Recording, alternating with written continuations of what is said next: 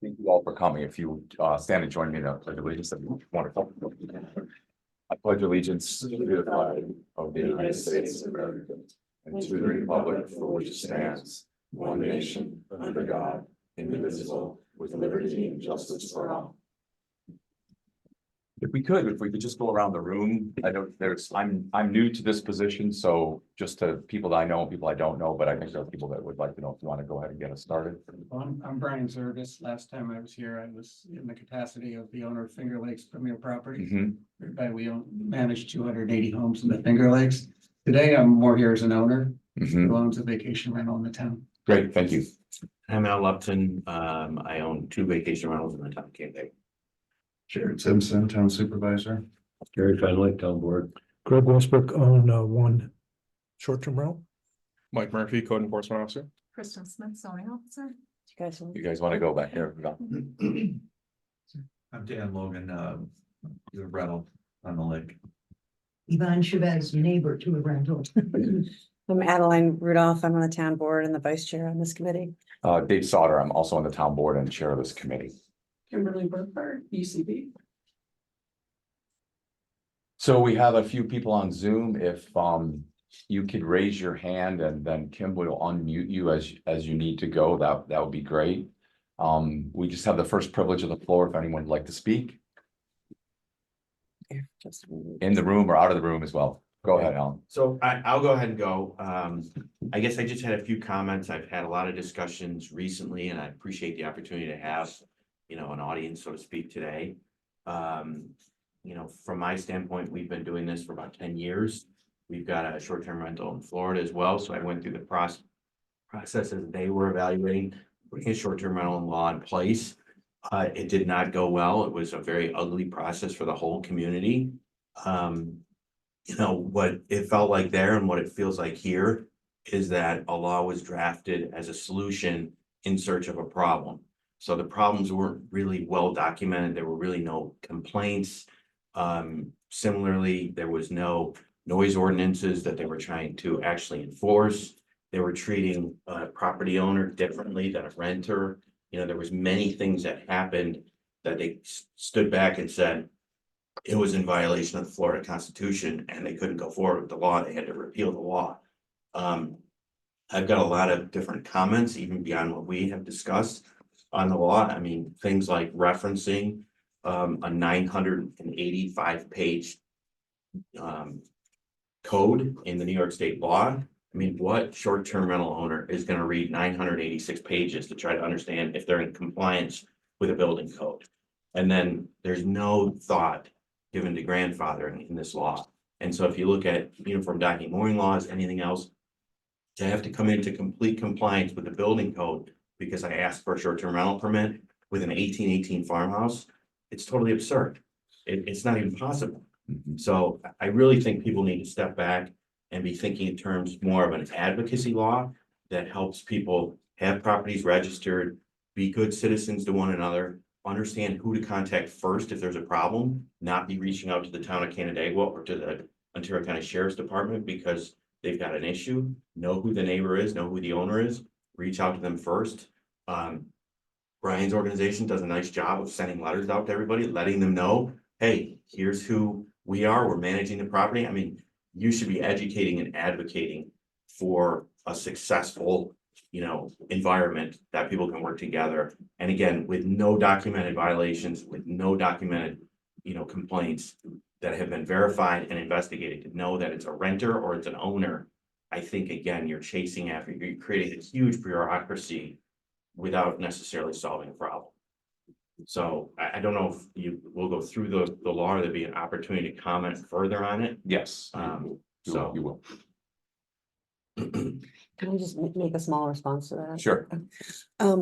Just so that you're aware, when we were working on creating this law last year, we did work very hard, and I'm sorry that I was unaware of your ownership of the short-term rental in Canandaigua, but we did work very hard to reach out to both the people who had complaints about short-term rentals in the town of Canandaigua and the people who were successful owners of short-term rentals in Canandaigua. So we did work really hard last year to bring people together and try to find a compromise that could both address the complaints and be successful for some of the short-term rental owners. So this isn't the start of this process. This has been a long process, and I can't just accept so that you're that. aware. We've had a permit since 2020, since the original law. You knew who I was, you had my contact info, nobody made any effort.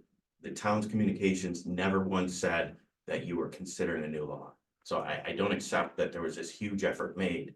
And you've got a lot of people that are joining now that are aware of the law. We're never made aware of the law. Okay. So I don't accept that. Well, but we'll go forward from here. Yeah. I mean, what's behind us is behind us, so we're gonna try to look at some of the things. I know that Chris is on the line as well, and has sent out a couple really, really good things, from that standpoint. Would anyone else like privilege of the floor? No one online? Well, let's get right at it then. Do you have the copy of the proposed town code chapter 201 short-term rentals that Chris sent out? Chris, does that sound good to you? Can we discuss that? Yeah, that makes sense to me. James, could I ask a question? Are we Sure. not going to talk about the other three topics? This was the last one on the list. I know, I because we had all these people here, if they want to leave afterwards, we'll yeah, I would like to. I'm just going backwards. I apologize about that. And actually, Chris, I apologize. We probably should, everyone got a chance to look at the meetings from last month's minute. I'm going out of order here a little bit. Is there any additions or corrections to that? Just a motion to approve them then? So we'll Second, All in favor? aye. Aye. Thank you, sorry. Okay, Chris. Well, so when I first saw the proposed revisions, it dawned on me that we should probably organize differently. And then that some of the restrictions might be a little bit overbearing in terms of their relation to a reasonable. Chris, can I interrupt you for just a second? Sure. How many people have a copy of this? It's a That- different that- one than I sent out on Friday. Yeah, it's different. It's not the red line copy. It's actually one that Chris put together. No, it's got red lines on it. Is that the red line? This one online, and I got this one emailed to me by an owner. No. Just give, I. Well, this one I sent out on Sunday. On Sunday, it just came out yesterday. you wouldn't, thank you.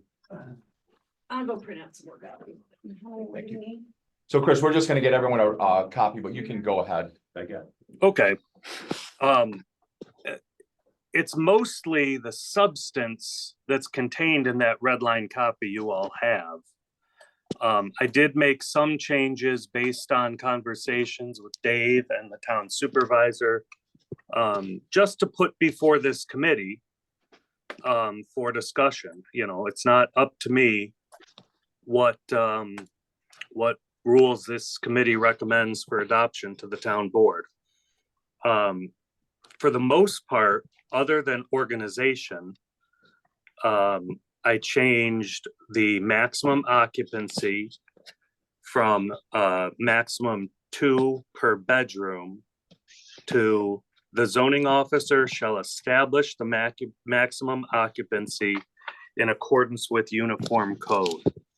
And what that would do is take into account the size of the bedroom, size of sleeping areas, and whether the sleeping area is an appropriate sleeping area. For example, some short-term rentals or generally lake houses have a basement. Now, if that basement is fully enclosed cinder block with with insufficient access, but the owner has put 10 bunk beds in there, well, the zoning officer is going to say that doesn't comply with the uniform code for a sleeping area, for a bedroom. But if that basement is, you know, glass on 2 sides with numerous means of egress and ingress, maybe that does comply, and that can be taken into account. It's just an idea that I'm proposing to the board. It's up to the board of the town board, but it's something to consider as an alternate to a strict maximum.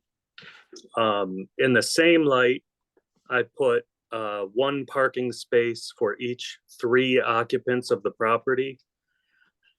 That I assigned as a placeholder. I don't know what would be appropriate. I did research a number of other short-term rental codes and none of them are consistent.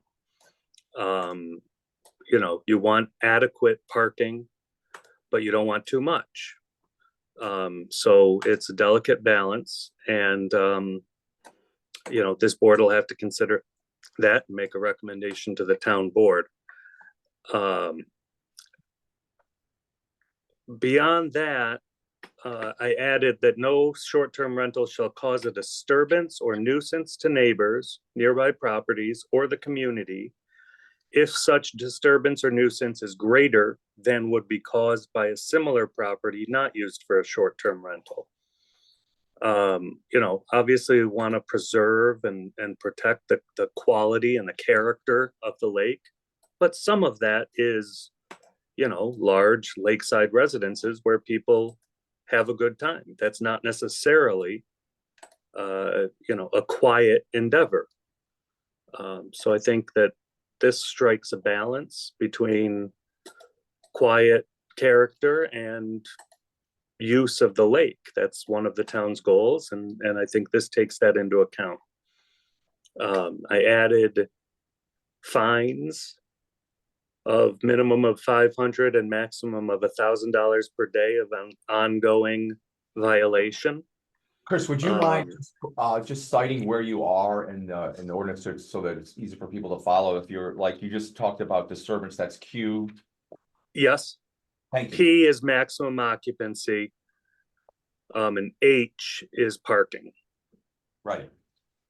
The penalties are the last paragraph, 201-10.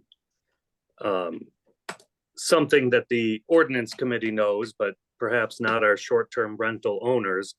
The town has never, in my entire career here in 18 years, voluntarily assessed penalties or fines. What the enforcement section is usually used for is to bring compliance. The zoning officer calls the property owner and says, hey, this is the problem. This is what I need you to do to fix it. And usually that solves the problem. The owner says, oh my goodness, I didn't know that. Let me fix that. You know, if you've got an ongoing problem with no attempt to cure it, then, you know, we may have to take to town court and impose fines, but that's very, very rare that that would even be considered. But it is in there as an option. I took out a lot of the violation language related to suspension of a short-term rental permit for any violation.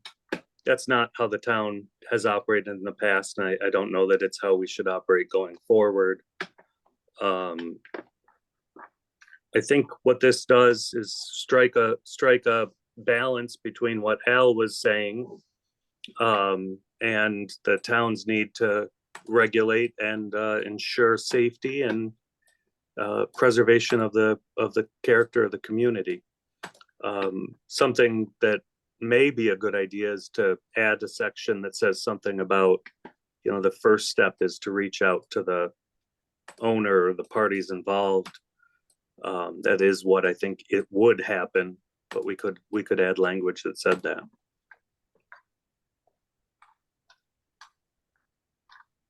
Chris or Mike, how would we determine maximum occupancy then?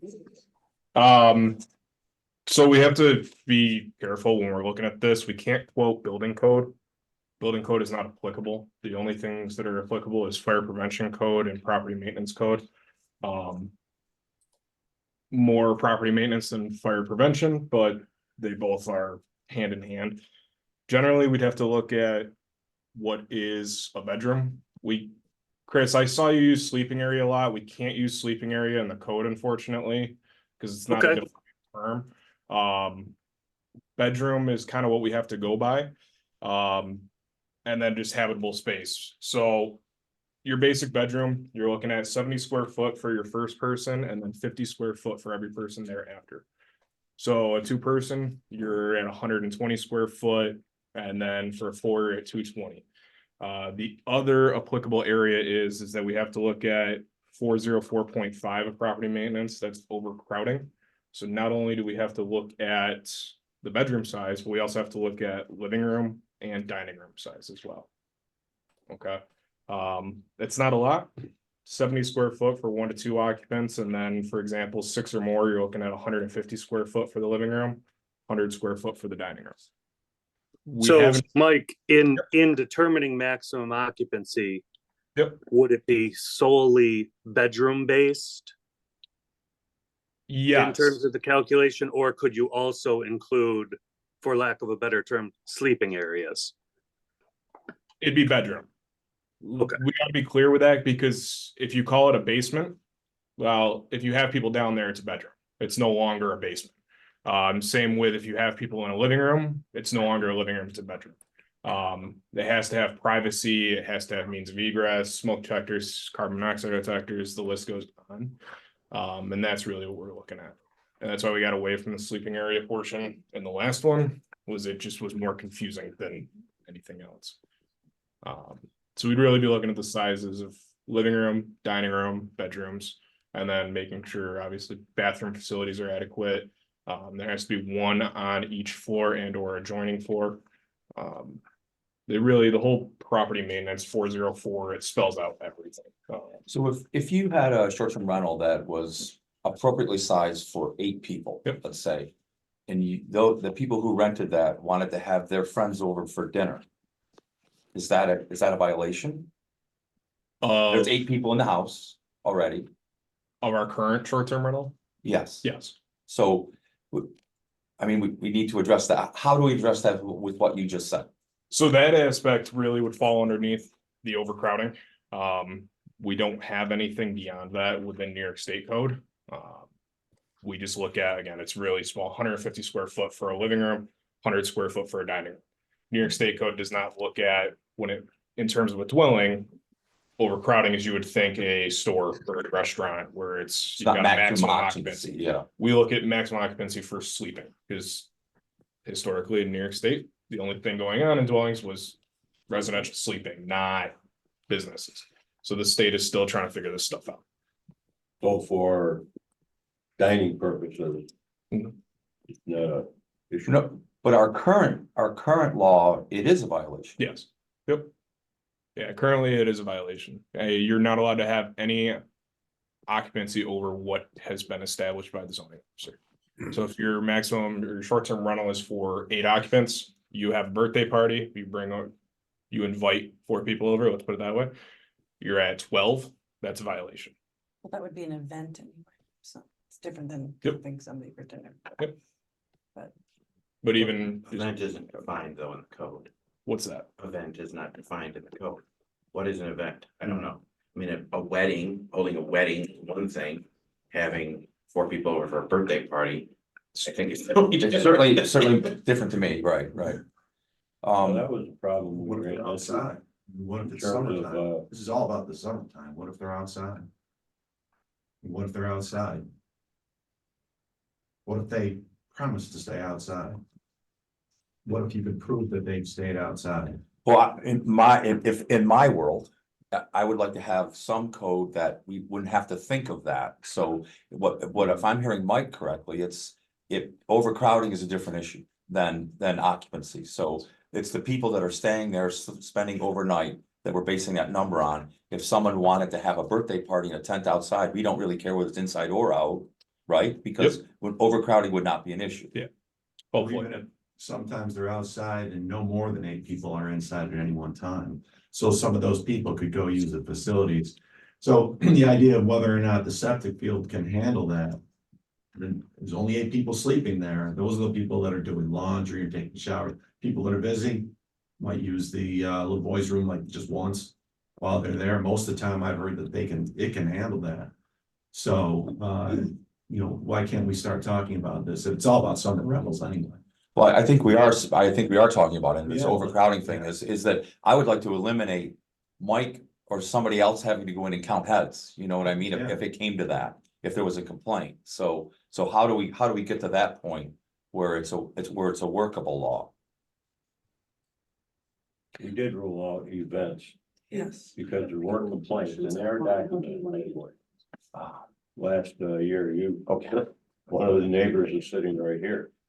Is it all about perception? We- The perception of an event. Could I? Yeah, please, please, yeah. Thank you. Yeah. And that was one of the reasons why we outlawed events. We said events such as weddings, large gatherings like that. It happened out on Middle Cheshire Road. We had neighbors come in here. We had many neighbors come in here and complain. We have lots of complaints lodged. So to say there are no complaints, I think is a falsehood. That be that as it may. I think the thing we're really trying to get at is number of people in a bedroom. You want 3 people in a bedroom, how big does it have to be? 170 square foot. So as much as we can make this number oriented, Mhm. take the subjectivity out of it, what we want.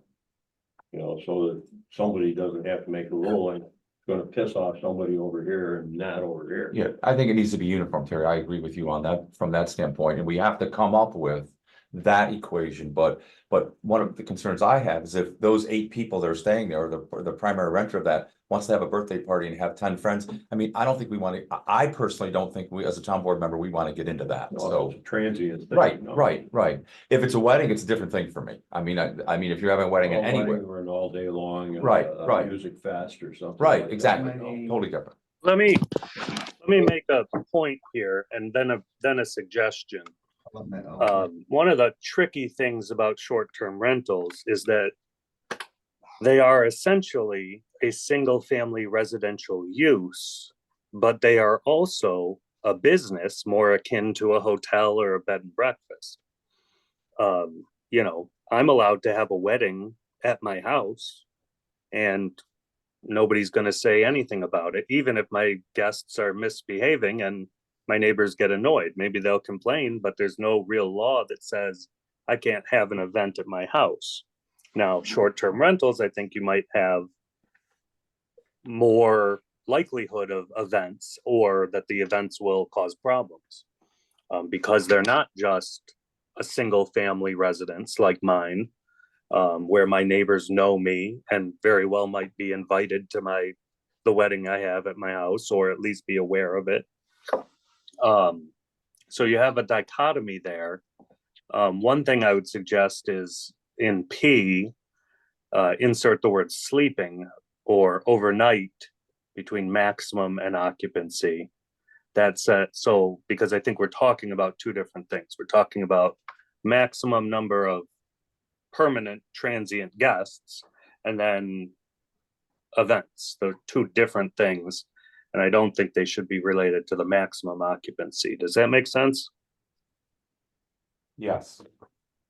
So Mike, if people have a wedding or a birthday party or an event at their house and it's outside and there's a tent there, you inspect the tent. Yeah. So we're aware that that's going on. So yeah, so to me, there's a couple things that overlay each other here.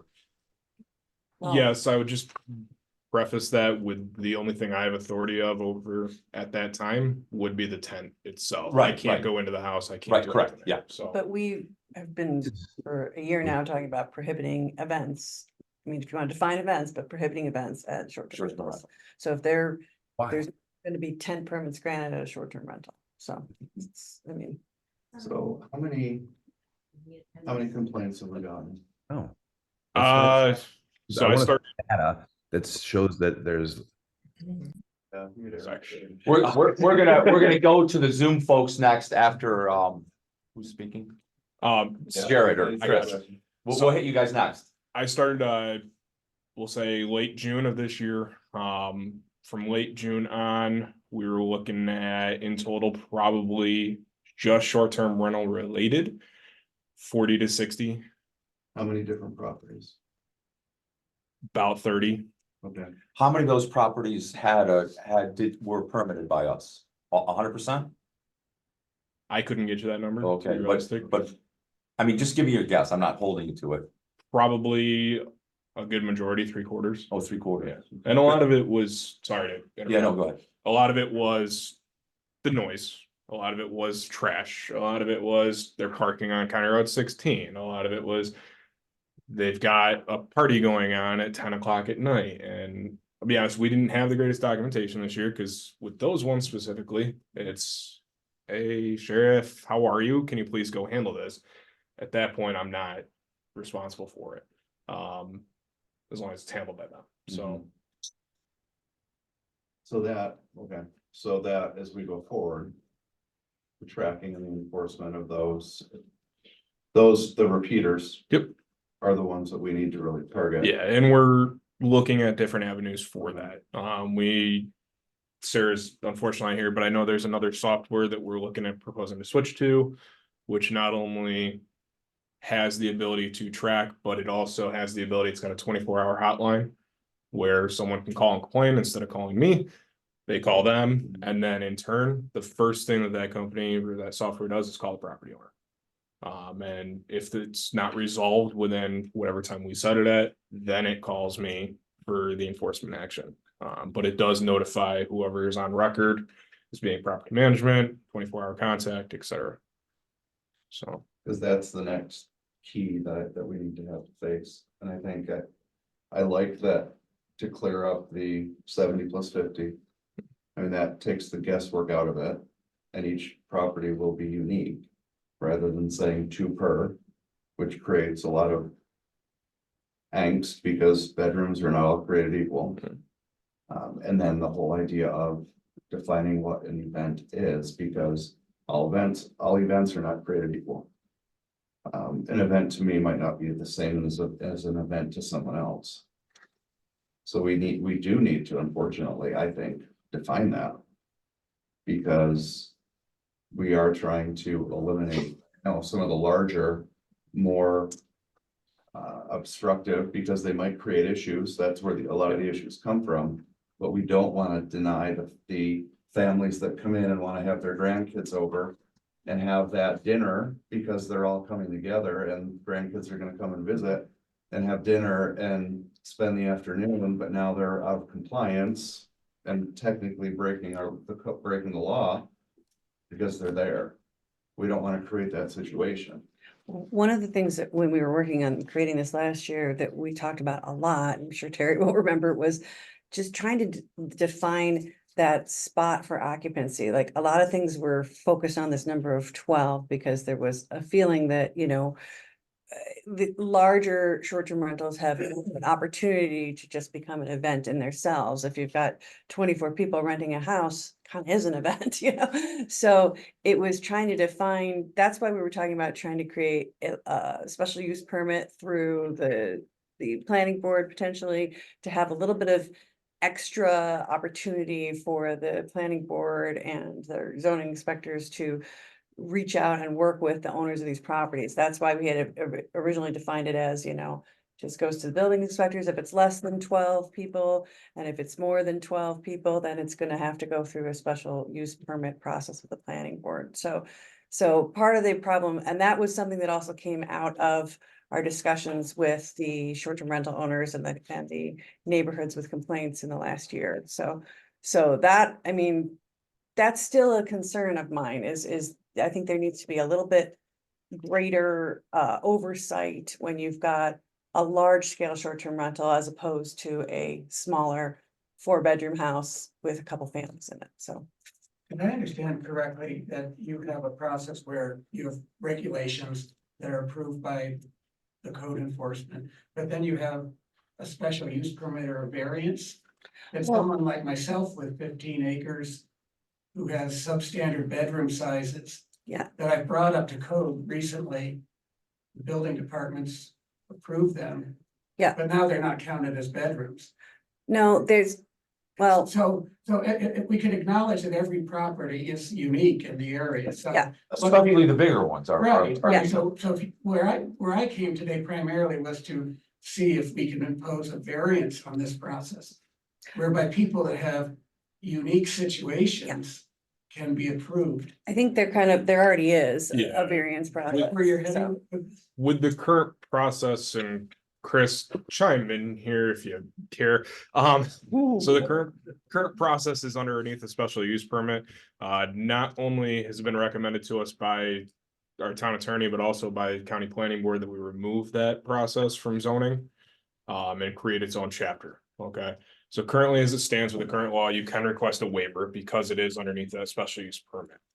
That waiver allows you to go before the planning board and say, dear Mr. Chairperson and board, my situation is X, Y, Z, no different than any other special use permit within the town of Canada. And then that is up to the board to grant that waiver. We certainly can look at a variance type thing with this new law, depending on where we go with that. But currently, as it stands, we do have the waiver process. We were trying to have it be a simple process for simple properties that fit, you know, what was defined. And then if there was something that wasn't fitting within the process, have there be an opportunity for them then to go in front of the planning board and say, you know, here's why this doesn't work for my particular property. So that's what we were trying to do over the course of the year, so. Can we get the people, just go down the line of people who have questions? I think also that don't we also say that planning board can grant that without having a public hearing, that it doesn't have to be an advertised public hearing 60 years. and the elaborate process like building a Yeah. single family home or a commercial business or something. It's just look at the facts of the case. And vote yes or no at that, Yeah. that evening, so they're not going month after month to. Exactly, Planning board, yeah. one time, right, I agree. Well, the planning board can't grant occupancy that exceeds uniform code. Yeah, we know that, of Yes. course, yeah. So what we've got now, what I tried to do in the short time, you know, I had was to make something that didn't need variances or waivers. Now that's different from, we may want to add a special use permit requirement for large short-term rentals as an additional requirement, but not as a mechanism to grant waivers. What we have here is a law that shouldn't require waivers. I don't know that it's possible to write a law that covers every single case. Chris. No, I agree with you 100%, Terry. You are, I agree. I would, to your benefit, Chris, I would say that he did a really good job with this next draft because it's property maintenance code. You can try to get a variance. The process is there. I will tell you, in the years that I've known it, I've seen one, and it had nothing to do with public health or safety. It had to do with insulation. So the process is there. I don't see that being a case. It's not a town process, it's a Yeah, state it's a state process, 100% a state. I will agree with that. He did a good job drafting this up. But my situation is I live on site. I am there 24/7 to deal with any issue. I've got 15 acres, over 400 feet of frontage. My neighbors rent. I rent, we all get along. I haven't had any issues. I've been renting for the last 3 years. I remodeled the property to code. Chris came out, the other guy came out, approved it. I enlarged the windows, I put in all the detectors, did everything to get this home renovated, and it's done well for guests. It's set up very well. They love it and they have a good time and neighbors are happy. Now I'm being told I can only have 7. I was approved, I've had 12. Now I'm at 7. My bedrooms are a little bit small, but people love those bedrooms. I've set them up cute and they're just designed really well. So what's making you only be allowed to have 7? The size of the bed. The size of the bedrooms. Okay. Yeah, and it's. Not every situation is the same. That's what I'm telling you. Not every property is the same. And if you're an advocate of allowing others other than homeowners with a great deal of wealth access to the lake, this is how they get to the lake. They rent. People who can't afford a lake home will rent. That's what we do. We give them that opportunity. Families come together. So I guess what I'm saying is every situation is different. I have a little trouble with the size of the bedroom being the requirement. I'd rather stand in front of reasonable people who are, you know, not anti-vacation rental, who can look at the situation and grant a variance on a case-by-case basis. For the Chris. bedroom's size, I mean, how? Yeah, I mean, a bedroom, if I get, so legally I cannot allow that. well, if I get approved as a bedroom, if I'm asked to put in a bigger window and a smoke detector, and you guys wanna tax me as a bedroom and approve it as a bedroom, and then come back and say it's not a bedroom, I don't know. Is it greater than 70 square foot? Kristen is great. Yeah, two of them are 88 square feet and then the other other one one was 100. You're only allowed one person in those, Right, unfortunately, right, even for your own private, you're only allowed one person within that bedroom. But I have a green bunk and a single above and his I- parents and kids and it works great. That's. Chris, the- and this, yeah. and are you listening to this? Yes. How do we accommodate that? It seems a Well- reasonable request. It does seem reasonable. My guess is if you're fitting 12 people in 4 tiny bedrooms, my guess is you've got some other area where you're sleeping people. And does that count as a bedroom? I know, I don't. They, But if you bid, what's the smallest? So he has 88 and if I were renting it and my 3 grandchildren wanted to sleep in that room, you know, are there beds like that? I mean, is that what you're talking about? yeah, that's what kids do. And Right, not al- right. Not always, 12 don't come. In this bedroom. Right. It has 2 windows in it Right, and it's designed really well. so there's plenty of egress. Yeah, and get not out. always 12 come. So how do we overcome, I mean, this sounds to me like a case by case basis, so how do we incorporate that into the law? Well, you can't, Terry just said it and I agree, and I've always agreed, you can't zone. Or, well, we're not zoning here, but you can't draft legislation that covers every single possible eventuality. My guess is this doesn't come up that often. That being said, we don't want to, specifically exclude this property. So I guess we have to come up with some mechanism. Maybe the state variance mechanism is the way to go. Is the problem there our law or the state law, though? That is state law that by adoption of our law, we have to follow. Yeah. So So it's I state. understand the situation, but I can't put my service on the line because that's what that is. If you want to go more than one person, you'd have to request a variance from New York State. What about a pack and play? Doesn't So matter. mom and dad want their baby. That state law does not dictate occupants from an adult to a child. An occupant is an occupant. So I've not heard that in other townships. I'm in a unique situation where I'm dealing with this all over. There are properties, lake homes with lofts. There are pull-out couches. A lot of townships will allow 2 per bedroom and then 2 extra. And these are written in the law for people who. But it sounds to You me don't like meet the code of Canada. You don't meet the code of your own. that's underneath a different section. That's under DOH licensing. I don't even inspect those. Department of Health inspects those. That's underneath a completely But the different physical section. use is the same. It's not. This section here refers New York State Property Maintenance Code circa 2020 refers to 1, 2 family dwellings as well as any other existing and or being built property within New York State. This is the letter of the law that I've got to follow.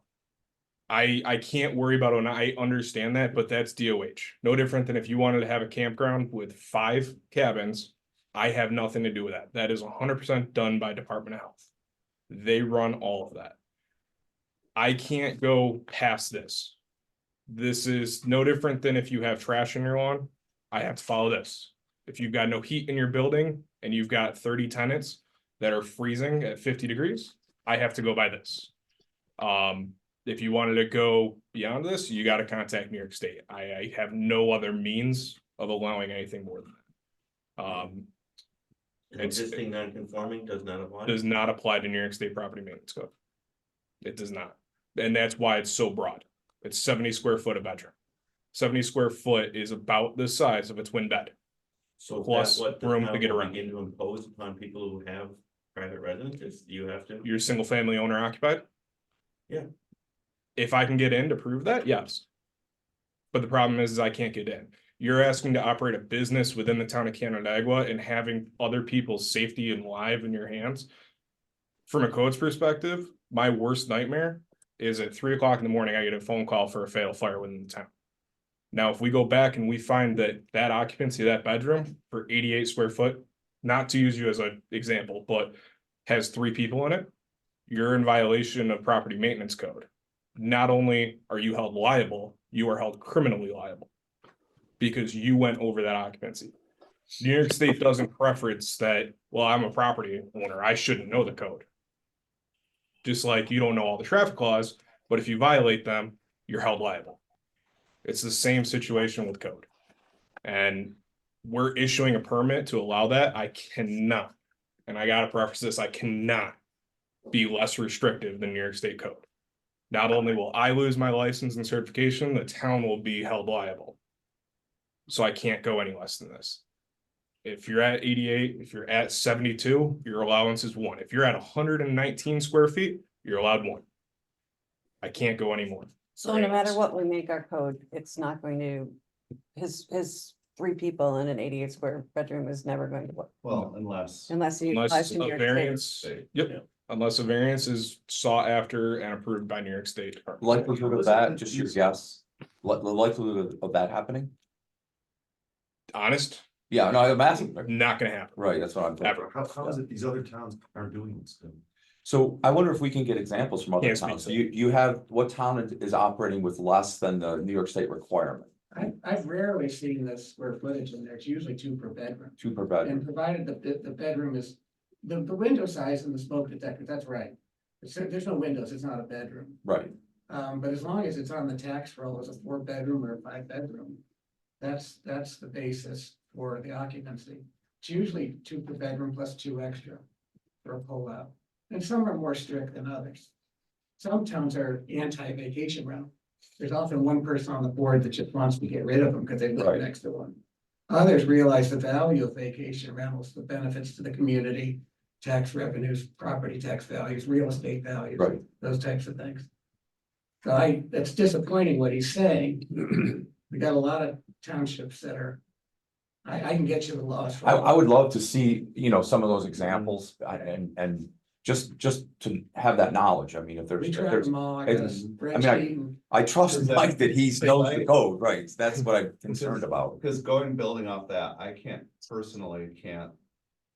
support anything that would put us or my. Absolutely not. But how do they do Or it? the When I- short-term rental owners. And Right. Or any of you in jeopardy. There are areas that we can flex, and I totally get the frustration between our state and the compartmentalized nature of our laws. And how annoying and frustrating it is, because it is annoying and frustrating how compartmentalized we are sometimes. With the differences that are right there in front of our faces between, the Ananda example, the way it operates, and it's a different compartment. So it operates differently, and according to the state, it's something totally different. So they see no issue and no different. It's different, where we might see it as being very similar. So there are areas and there are ways. I think what we need to do here is figure out the commonalities, ways that we can find that common ground, find the ways we can make things work. Unfortunately, there's some that we can't, which is unfortunately, it's Our hands are frustrating. tied Our on hands that, are tied on right, those. But we need to find the ways that we can fix what went out as not a perfect law and fix those areas that we can make it better. There's some areas that we can't, but just focus on those areas that we can fix. If we could go to I'm sorry, everyone on Zoom, we're gonna get you right now. So we're gonna just go down the list and. Can we go in reverse order, actually? Sure. Uh, Sure. Gentleman just posted some codes that are relevant to the discussion. Town of Shandaken and Town of Marbleton. I think, he answered your question, Dave. I'd like to see some other towns that allow that. Children. 2 guests per bedroom would put, the town would be issuing a permit for something that is in violation of state uniform code. I think it's an interesting thing to consider. Right there, children not to become. That's a local code. That's a local law, not a state law. Right. If that municipality wants to go with that, they can. Oh, yeah, are we a municipality? We, can we do that? If we can. I will not sign off on. Yeah, I think we expose ourselves to liability, and you as a property owner expose yourself to liability, if that's the state code. How are they, well, how is it, why are they referring to something about Can children? can we unmute him?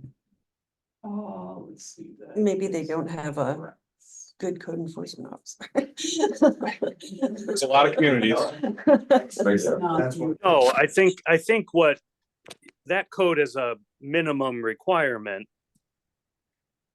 for occupancy under the short-term rental code of that local municipality. It does not exempt it from uniform state code. So you're subject to both. If the town was in the midst of issuing a short-term rental permit, allowing two guests in an 88 square foot bedroom, then they would also be subject to uniform code and it wouldn't be allowed. Does that make sense, Mike? Yeah, that makes good sense. I don't think that one's talking about the size of the bedroom. It's talking about how many occupants can be in the bedroom anyway. Right. And it sounds like your issue is with the Size of the square bedroom, footage of the right. bedroom, so. Yeah, so I think that code would allow, and the town of Canandaigua's current code actually allows 2 guests per bedroom, with the implied requirement in uniform code that that bedroom be big enough for 2 guests under uniform code. I would think that we would have to look at the size of the bedroom, if somebody comes in and there's a bedroom that's 250 square feet.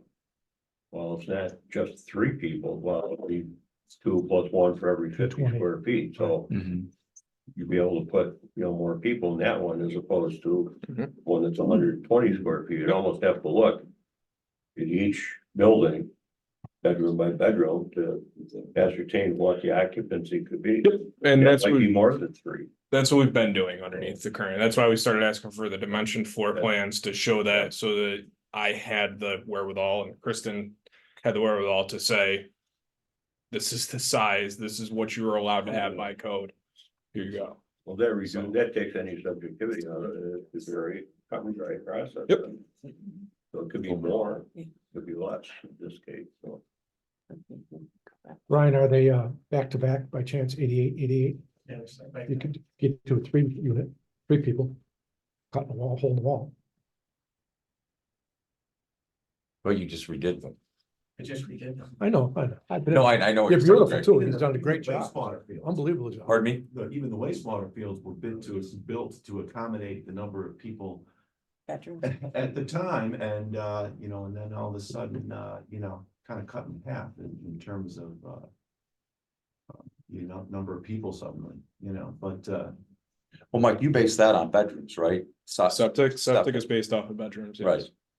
yeah, each one is gonna tell you how many people it can accommodate, and it's not necessarily the same, but you started off thinking that you could put a bunk bed, in an 88 square foot room and put a bunk bed. It really doesn't look like it's overcrowded, and it doesn't, it looks, But I think we're outside of, Yeah. the law is the law, Right. so we're not gonna, we have a guy who's not gonna, we're not gonna approve the permit if he doesn't approve it, so. Yeah, So no. we're outside on Yeah. that, so, anyone online, do you have any comments? I apologize. Looks like Eric, please ask those questions.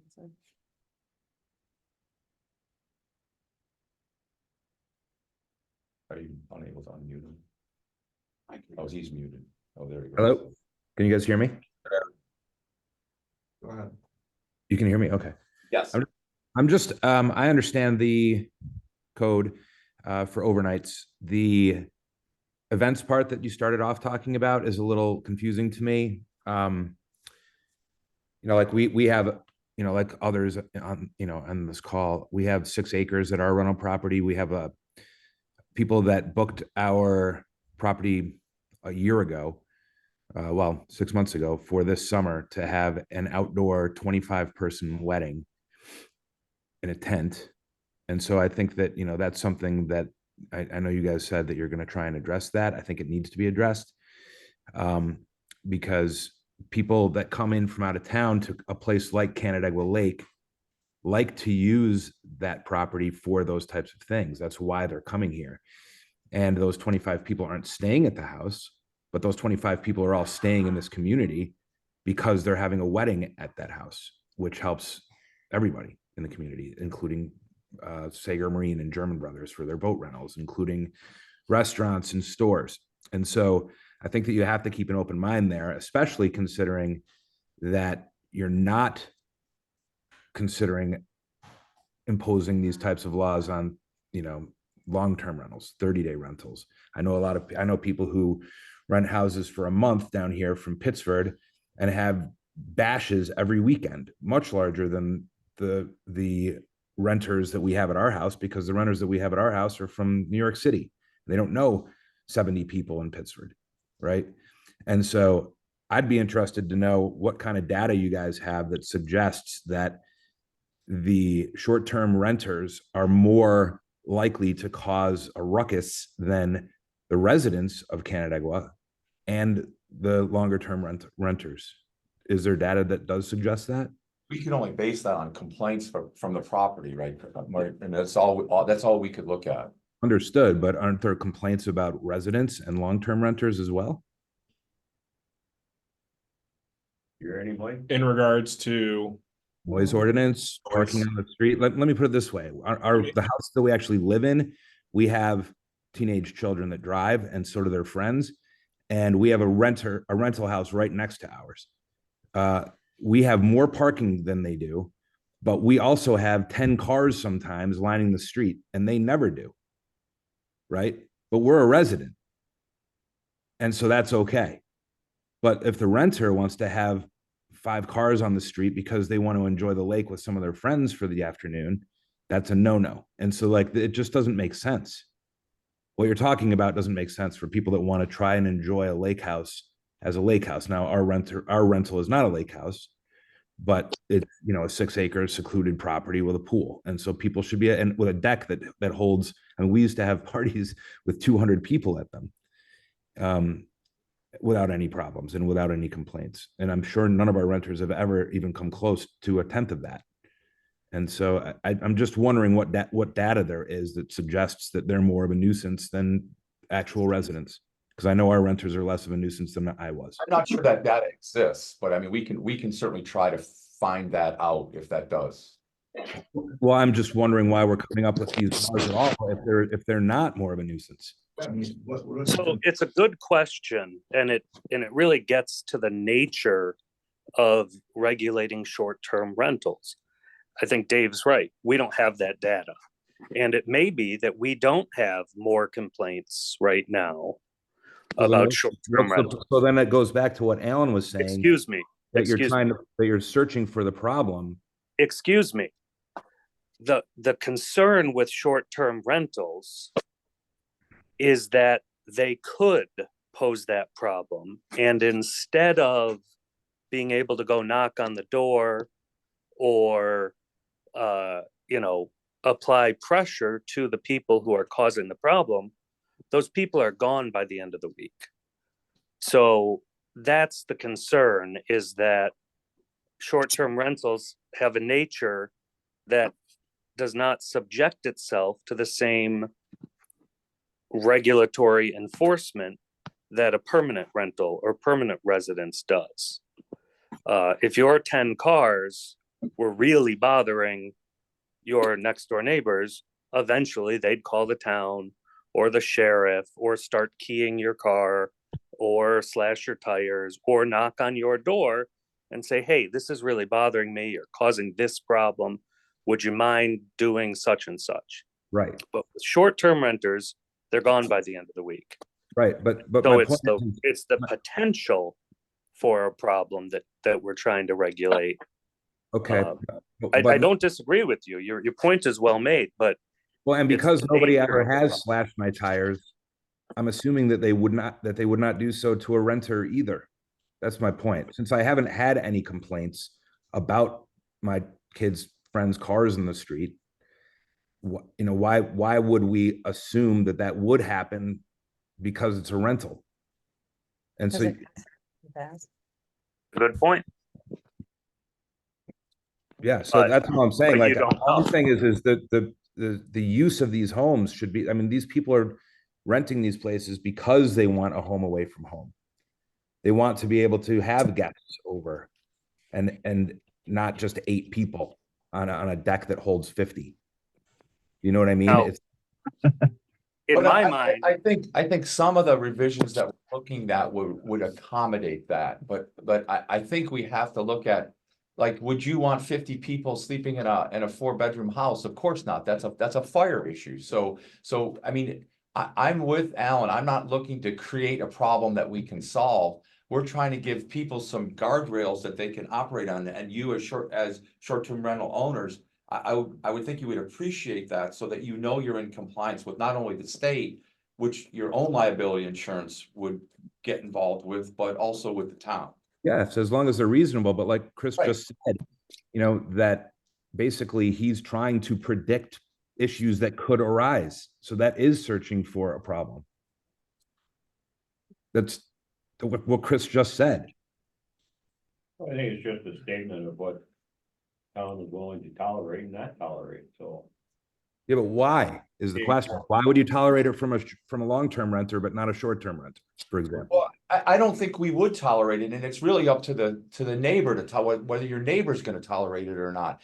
If 10 cars parked in front of your neighbor's house doesn't bother your neighbor, why would it bother the town? Great, I agree. So let's just do that. We'll just have our neighbors determine whether they're going to tolerate it, and then we're all. That essentially is what code enforcement is. Mike doesn't go out and driving around the streets looking for 10 cars parked. We as a town wait for a complaint to come in that we have to go do something about. And if we don't give people guardrails to operate in, then I think we're doing a disservice to the community. No, I I understand what agree. you're saying. If there's an actual problem, I totally agree with you. I just haven't heard of. I mean, I've never had a complaint from anyone about our rental ever. So that's a good thing, isn't it? Yes. So why change it? Why make it so that people aren't allowed to have, some of their friends over that are staying at a different place. Well, I think at the pool for the day. allow your friends to come over. Unless I'm mistaken on that, are we not? And he can't see. In the code, it says that you can only have the same amount of people that are on the. No, then you At missed your part of house. this. We're trying to accommodate that overcrowding. There's an overcrowding piece where if there's 8 people, if you can have 8 people in your house, and you want to have a birthday party and 16 people are at it, I think we've got to be able to allow that. So how do we put that into a law is what we're talking about. Is that correct, Chris? that's correct. And, I think we discussed the correct solution to that is maximum overnight occupancy. And then we can add something about events. My thought was maybe no events that would increase no events that would have more than X% over the maximum occupancy, maybe without a special use permit from the planning board. And we create a special use permit for short-term rental events, because I do see people who, might want to get married on the lake at a big, mansion on the lake that can easily accommodate a wedding. And if you want to have a 25-person wedding, maybe that's fine on 6 acres. Maybe that's fine. And you don't even need a special use permit for that. But if you want to have a 200-person wedding, maybe you need to get some sort of a permit. So in other words, we would get, the renters would tell us what their use is, and then we would go to you and get a special permit for that particular renter. Yeah, I think that would make sense, but that's just off the top of my head. So I'm just putting it out there for the committee to sort of consider. Terry and I are looking at each other because we've been in the room for these conversations for the past year, and it was pretty clear from the residents that came in and the members of this committee that we were not interested in allowing events on short-term rental properties. So defining events, that's definitely a good question, but So I have a question about that. So when does my short-term rental property exist as a short-term rental property, and when does it exist as my residence? do you Because live in the property? Are you? You're not contemplating that, so you're saying that I own a property and pay a ridiculous amount of taxes on the property. I wanna host my daughter's wedding at the property. You're telling me I have given up my property rights because I choose to rent for 3 weeks out of the year? Yeah, I don't That's think what you're that's reasonable. suggesting. I don't think that example is reasonable. My opinion, but I'm one vote. Right, like we're having my daughter's graduation party at our rental house because it can accommodate that amount of people. And so, like, we had one for my son as well. And it's gonna be over 100 people, but it's our house. Like, of course we should be entitled to do that.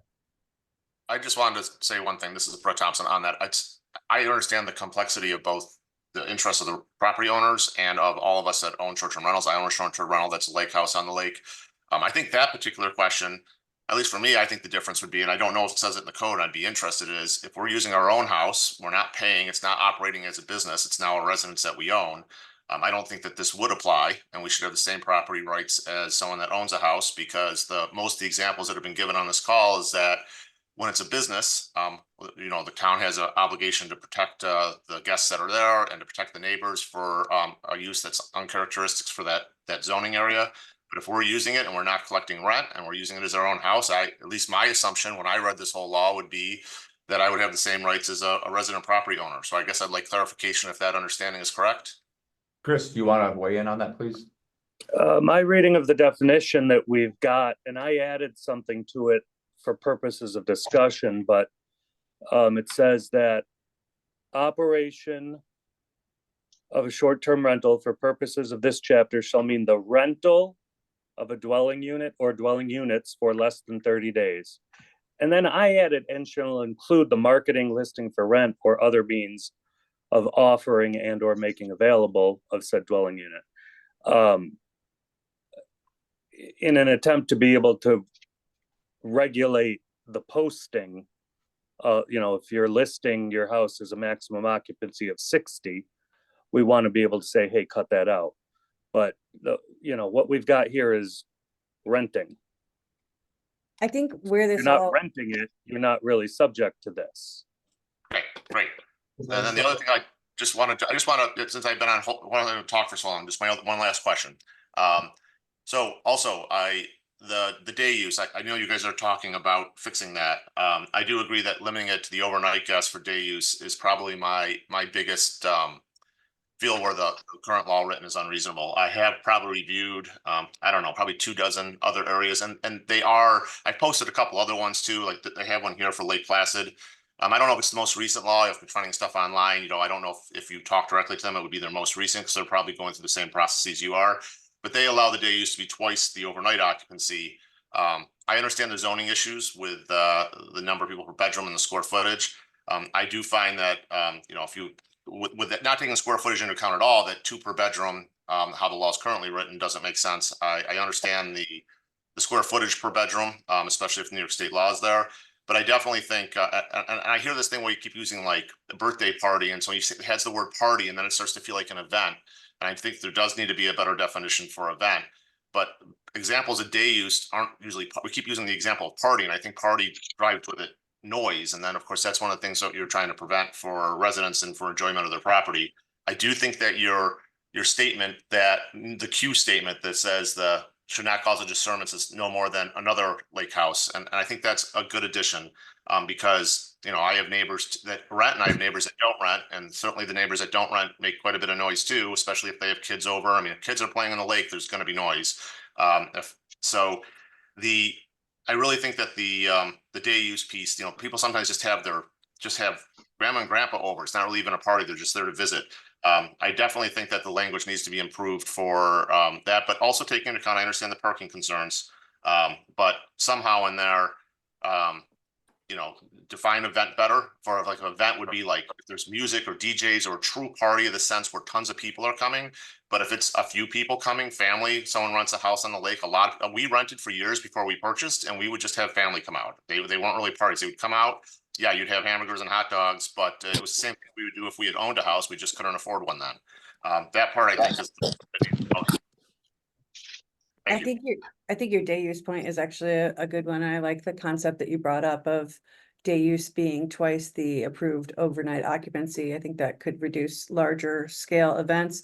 I think the difference between, when we were talking about events earlier, the difference between, someone hosting a graduation party at their home once a year or that they use as a short-term rental. The reason why this came up is because when you have a resident who's hosting a party for a wedding or something, they're, maybe once a year, twice a year, they're hosting a party. When you have a short-term rental, we had some residents coming in complaining because it was every single night or twice a weekend, it's a different type of load on the neighborhood when it's a constant persistent thing because you have different groups coming in every week or every other night. So that's where we were trying to address the events. It's a much stronger, heavier load for their neighbors to carry than Excuse me, a graduation party. decibel numbers. Why don't you just get? Right. I don't Put my think, name up there when I came. I don't think that's true. I I don't think that's true, what you were just saying. I don't think that it is a bigger load. I don't think that there are, summer residents have people down much more frequently than guests in Airbnbs. I'm sorry, but they do. Like we have a rental and I live next to a rental. And I can tell you right now that the people I know and friends with in Canandaigua are much louder than either. You should hear Lupton's house in the summer. It's unbelievable. Yeah, it's unbearable. Yeah, well, definitely. We're gonna put that on our list. We're Well, gonna get. I can only refer to what I know of. from Okay. Code enforcement, the amount of complaints that we're getting regarding short-term rentals versus the amount of complaints that we're getting from long-term residences for. And yes, and I do need to preface that we don't get complaints about long-term rentals or long-term residents because yes, you do have those neighbors that I don't like this. This isn't the person who owns the house. You're gonna get that. So yes, we do get more complaints for short-term rentals because of that. But I also do think, and this is my personal, take my code enforcement off, that people do that because, well, I don't know you. I can't go and talk to you because you're just running a short-term rental. I can go and talk to my neighbor that I've lived next to for 5 years and say, hey, it's 11 o'clock at night. You've got a speaker outside. Can you just turn it down a little bit? People don't want to do that with short-term. And that's where I think the real difference is coming in. And the events just to kind of broaden that. It's not birthday parties. It's not people coming over. It's when you have 4, this is exaggerative and not a true statement, but 4 weddings in a month at one house. You're not going to have that at your private house. That's really where the meat and potatoes is coming in on that event side. It's not the birthday parties, the small gatherings. It's you're having 40 people at a house that's designed for 10. The septic is designed for 12. You're overloading the septic. You're now have cars parked on the lawn, which is a violation of town code, whether you're a resident that owns the house or a short-term rental. Can't have parked vehicles on the grassy areas. And that's really where it comes in. It's not the act of the event, it's all the subsequent actions of that event taking place. So can I comment on? So I would applaud the change in, if this is adopted, as far as having fines rather than just pulling licenses. As a general comment, I would say, I think people need to understand the process for that, and you need to make that process as fast as possible. Because I would write into my contracts to say, you're subject to a $500 fine if you violate and you have more than whatever that violation is within the week. And I have a security deposit that I can charge them back with. But if you drag this thing out for 3 weeks and it becomes this long drawn out process, I lose my ability to do that. Just going off that, I understand that, but our hands are tied. So I who's getting the citation? Is it? It's the property owner. So by law, I am only allowed to issue an appearance ticket and or violation order remedy to the property owner. What's the time frame on it? How soon would you issue that? So it would be issued relatively soon. If it was something as simple as it's 2 o'clock in the morning, the sheriff's office calls me because they've gone to the same house 3 times now, then yeah, it's going to be that morning because my wife is going to be yelling at me the next morning and I'm going to have a little hurt. But it's probably within a day or two of the. No. The actual issuance of the appearance ticket it takes a day or two. The actual issuance of a fine, it's as quickly as Chris and I can get before a town justice, a judge. I do not have the ability to issue fines. Only the town justice or county Supreme Court have the ability to waiver fines. But if, in that example, even if you were able to nail down that this is the violation, this is the fine that you are going to be approaching the town justice say for, we can at least hit their security deposit until this is resolved. Yeah. But I only have like 10 days to do that. Yeah. So would that scenario that you just described be within, not the fine part of it, the issuing of the citation, which would allow you to withhold, Right. And to then hold on at to a least security? Proper staffing, yes. Yeah, Yeah. no, we understand that, that's our problem again. Right. Well, you would. That's a little nudge in there. It would be aware because he's gonna have to next week. That's what I'm saying. as long Right, as that right. happens, then if it happens a month later. Yeah, we can't, You're yeah, just I agree. worried with you. about now. Yeah, Yeah, having yeah, we should be able to get that out in That time. would Yeah. trigger the process. We'll find you in notification time. and say, hey, there were And- multiple complaints, we've issued the procedure, we started that on your property. Yeah, And You that's, know this might be coming, then you hold that. yeah. And from our law would be, the maximum would be $1,000, so I mean, that it's not gonna be $1,100, you know what I mean? So you could withhold that and just say, subject to yeah. this fine being issued. And that's why with the last iteration of the law, since I came on board, it was really, we need a contact. I understood the aspect of we need someone to call, but we need someone that's local, and local is a broad term. It's not defined, but someone that can take responsibility for those actions, that when it is 2 o'clock in the morning, if I'm getting a phone call, Mhm. I'm gonna make sure you're up as well. Because I can't handle the issue. But the people that are in the room Actually, here. I can actually handle the issue very Yep, quickly. yep, I mean, Yeah. exactly. Fine. That's Shuts down the if there's a thing, problem. and that's And- where also, sorry. No, you're fine. I was just the revoking of permits thing, that wasn't one guy had a party at your house. That was related to a persistent issue. You know, that was if he's getting it again and again, because we have had properties with Yeah. persistent issues. And if he's getting it again and again and again on the same property, we were looking for an avenue to be able to say, okay, this person is not listening when we're telling them there's a problem here. They're not responding to our calls. They're not fixing the issue that we brought up to them again and again. That's it, we're done. So that was what that avenue was for, not this guy who rented your property is not following the laws and it's not working The- correctly. So, The only time underneath the last iteration of the law before this conversation was that we were allowed to suspend or revoke, and it was only suspend, was identification of immediate danger to life or life safety or health hazard to the, not only the renters, but also the property itself. And that's general across the board. Yeah. If I go into even your home, because fire department's there, they call me and I find something that is immediately dangerous to your life or health, I'm sorry, you are getting out of that house. And that's really where that came in. And that was more, again, along the lines of, I'm worried about XYZ renter safety. Mhm. Anything beyond that, Kristen would take it to the planning board to just, like any other process, you have a venue to say what happened, plead your case, to go before the planning board and Well, have this. and hopefully it wasn't getting there. If it was like, hey, you really need to put signs up about no events and, you know, add a carbon monoxide detector over there. That Yep. was not, Exactly. that was not going to the planning board. That was these guys just talking with you and saying, here's your, you know, where we have some issues. So, and that was And- not where And things were just so gonna you get understand the revoked. flip side of that, if someone is using an outside manager and they are completely unattached to the process, Mhm. they don't vet someone else is doing that for them. You're now penalizing the property owner without having, you're I know. potentially gonna pull their license. They've got other contracts committed through the season. And, now they can't pay their taxes, they can't maintenance. That's the difference between, like transferability of a permit. You guys aren't thinking in terms of you're rewarding corporations and you're punishing individuals. Because a family, when they transfer, let's say they wanna set up a trust and put the property in a trust, you just said they can't transfer the permit to the new trust. If I have an LLC, I'm gonna sell the LLC, the ownership didn't transfer, I sold the LLC, I got to transfer the permit. So you're rewarding, I don't understand why the permits are not transferable, you're rewarding people to go set up LLCs and circumvent your process.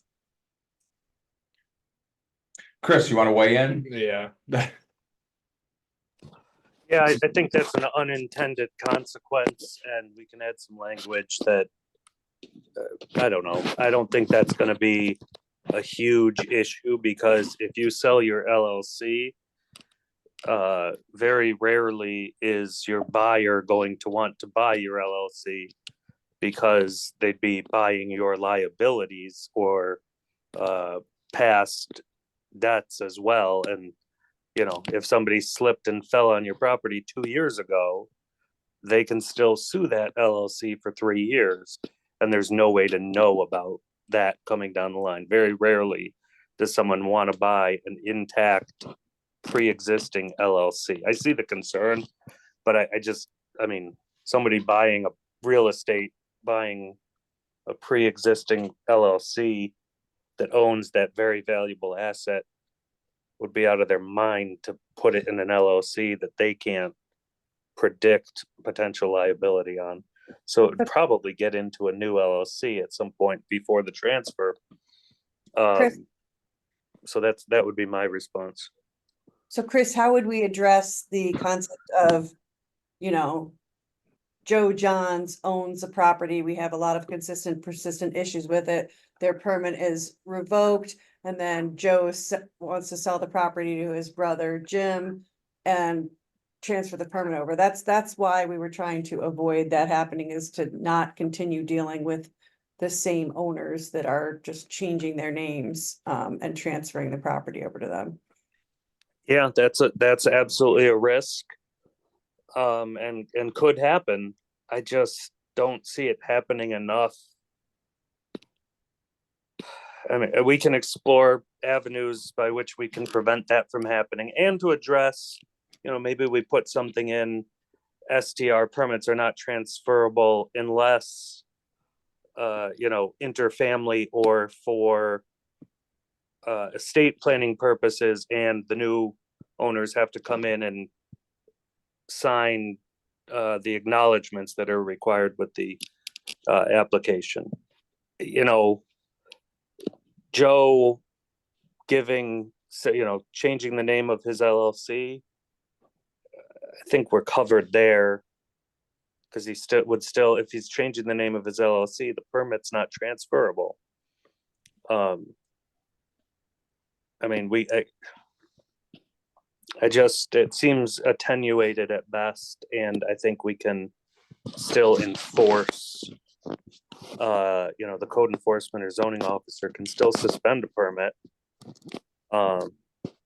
And violations can still be piled up and fines accrued, and we still have mechanisms of enforcement. Looks like Mike wants to say something. I think the biggest problem with the transfer of the permit is less about who is operating it, and more about just making sure that everything on our side is checked off, because we require the property owner, not the property management company, to sign off saying, I attest to I'm doing all this. And that is a legal, if you violate that, I'm gonna take it before the justice and say, here you go, you signed it. And that's where I think the non-transferability comes in, is mainly avenues like that. Your insurance is gonna change, who's signing that paper is gonna change, your contacts.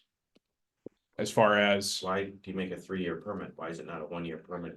Like everything else that I do in the town? We did that because we were trying to have it not be reviewed constantly, to reduce the burden on our zoning enforcement officer, our code enforcement officers, so that it would be something that everybody wouldn't have to do every single year and redo every single year. It was just literally to make it a less expensive process. And what happens if I try to close down my Airbnb next year? Do I get a refund? 600? well, it's not, you're not paying for. 300 a year. That's what they say. Well, no, it No, doesn't it's say that. 900 for a special. 900 3 years, that right? lasts No. 3 years. No. It's $900 for the special use permit, as currently stated. But it lasts 3 years, or it doesn't last 3 years? So any special use permit in town of Canada has an expiration, with the exception of 2 I can think of on the top of my brain. Every single time you're paying for that. It's not that if you stop that special use permit halfway through, you don't get a refund for that. You're paying for the special use, to operate for that time period. For a period of 3 years. Yep. But so Greg's point is if I did that and a week later I decided I didn't want to do it, I'm out $900. Yes. Okay. And so again, the logic behind not just making it 1 year, it's a renewal is simply. making Sending a out an payment. invoice, right? Right, I mean, you're just stopping and making a payment at the front desk. What else has changed in the process? I don't know. Chris, is there something that we could do to that? To say that instead of a $900 3-year fee, to change it to, it's going to be re-upped with no changes, and the owner would attest to that? That there are no changes in the operation of that, and make it, I don't know, whatever money that's gonna be there, if it's $300 a year or what? I mean, I guess you could put a $900 fee for a 3-year permit payable in 3 annual installments, but I think your development office would be burdened unnecessarily Right. by that. I don't see it happening all that often. When you're selling one of these, and I'm not trying to minimize the amount of money or not give it its due recognition, but if you decide to sell your short-term rental property, the amount of money in issue is usually enough that doesn't come into play. Oh, I'm losing $300 for this last year. And again, I'm not trying to minimize that. I'm just saying I don't think it's going to be a actual issue. Not a deal breaker, for sure, on but anything. it's definitely something we could consider. Well, again, it doesn't necessarily apply to me, but there are people out there that only rent for 3 or 4 weeks out of the year. They're just trying to cover their taxes. They may not want to commit for 3 years, and you're actually. Your unintended consequences is they're making a 3-year decision now because they're like, hey, I paid for 3 years, I gotta do this for 3 years. So our problem is manpower. That's what it really comes down to, is we only have so many people to do things, and so that process becomes burdensome for the town. So that's, I think, essentially it. And I know that's not the greatest answer in the world, but it is the answer. It's one of the reasons why we kept the fee lower. I mean, we actually had short-term rental owners in here the first time we did this, suggesting that other towns had $5,000 rental permit fees and $2,000 rental permit fees. That's why we made it under $1,000, so that it would be something that would work for the smaller short-term rental owners as well as the larger corporations. So I think when we approved the law the first time, I think I asked you, Mike, like, does this cover the cost? And it really doesn't even cover our costs of administering that. So we're upside down as it is. And if we have to put more manpower at it, then we take, our staff away from doing the jobs that they're trying to get done. It's also the same as if you rent a cabin at Ononda and you leave early. We don't issue refunds for that. It's unfortunate. Maybe it would be best if we did, but we just can't. These are businesses that are charging, that are getting revenue from the short-term rental. And I don't see it as an option, but it is something we could consider, subject to input from Sarah Reynolds. So Chris, what's the next step? I think everyone's got a copy of the law that you wrote, and I think it's a pretty good job. What are our next steps as a committee? Well, I think we have a public hearing set for for a local law related to short-term rentals. This is actually quite similar to that. It's laid out a lot differently. It doesn't look similar, but it has the same substance with a few exceptions. From what I heard, I think we may need to add a couple things. But if the committee wanted to proceed, I think you would direct Mike Murphy and Kristen Smith and Sarah and I to mark it up so it's as good as it can be, and then get it, publish it with the town board agenda and with the notice of public hearing, if that's still possible. Refer it to the Ontario County Planning Board and consider it at a public hearing. I believe it's scheduled for the first meeting in March. I think you're right. I think you're correct. And then proceed like that, essentially substitute it for the current draft. I think, I mean, I haven't seen this law until this morning, so I feel like I need some more time going through it and for this 1.5 year long process, trying to confirm what's changed and if we're still covering everything that we've talked about over the last year. I don't think we're quite there yet on it. I like the simplicity of this. It's definitely a lot simpler to read and go through than the existing one, but I'd like to have another meeting before we're referring this in particular to the town board. I agree. I don't know that we can continue to have that hearing on this because I think we're pretty much all in agreement. There are a number of things in here that we seem to agree need to be changed. Mhm. And everybody kind of salutes that. So until you have that in front of us and we can see what it is and flesh out some of the other steps here so that it looks a little bit more like the existing code in terms of the way it's organized. I think that's gotta be continued. County Planning Board Yeah. for this month too. So then you have to account for that also, you're right. I would, So that brings the question of what do we do in the interim? Well, what I would like to do, instead of doing this in 1 month increments, which is always difficult, is maybe have another ordinance meeting, everyone take a look at this and try to move this along as fast as we can to our satisfaction. Instead of carrying this out, like these guys, everyone in here has got contracts for the summer, I'm sure by now. So I think we're doing a disservice to the people, to the residents of our communities who operate these to drag our feet with this. So how does the committee feel about that? Well, we have About our it. existing short-term rental law right now, which is, I mean, there is one on the books and has been since last spring. So they should be operating under the terms of that law now while we're updating this between now and, whenever it's ready. But Well, they can't, there's conflicts in the law. I mean, we've just spent all this time talking about the conflicts in the law that you passed. she didn't get to talk. Well, you had a question now, go to Yvonne. Yeah, go ahead. Well, I just think that, the whole thing of defining events. Instead of that, define what's a problem. So say, there's a little bit of somehow, there's some wording in here, there's a solution in here somewhere that describes a gathering. Or any kind of word that just describes disruption and abuse of the adjoining properties and neighbors.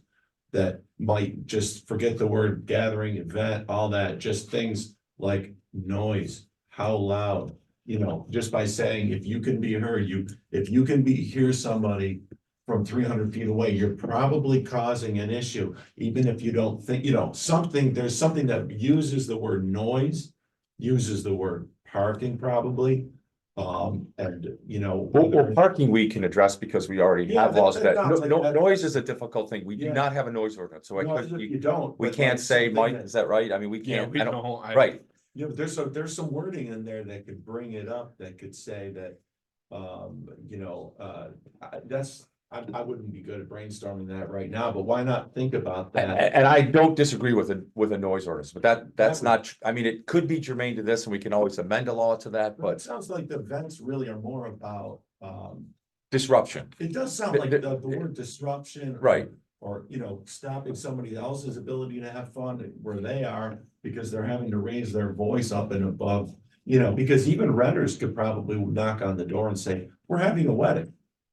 That just like the owner might, because if you were to, as a renter, if you had something that spelled out, say, if you're planning on having people above and beyond, keep in mind that the rules are, you're not supposed to have that many people inside the home.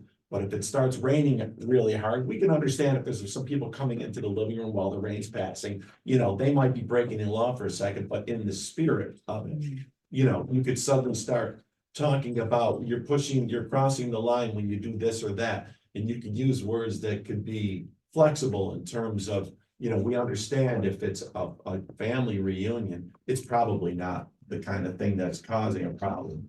Right. But, you know, so that you may not need to go and warn your neighbors, but if you are having a bunch of party friends, then you better keep it down after 7 PM or whatever that is. You know, you can go ahead and. But essentially, we have that now. If a complaint's registered, you go out and It's it's something under you can your, post. it's your determination that this is Well, yes or no? No, No. it's pretty black and white. It's an event. No events. And the reason for that is subjectivity. Right, The whole point is code enforcement is not to be subject or right, subjective. So if I go and I violate person A, it's the exact same as person B. right. So to say that, well, this is one instance and that's one, I can't do that.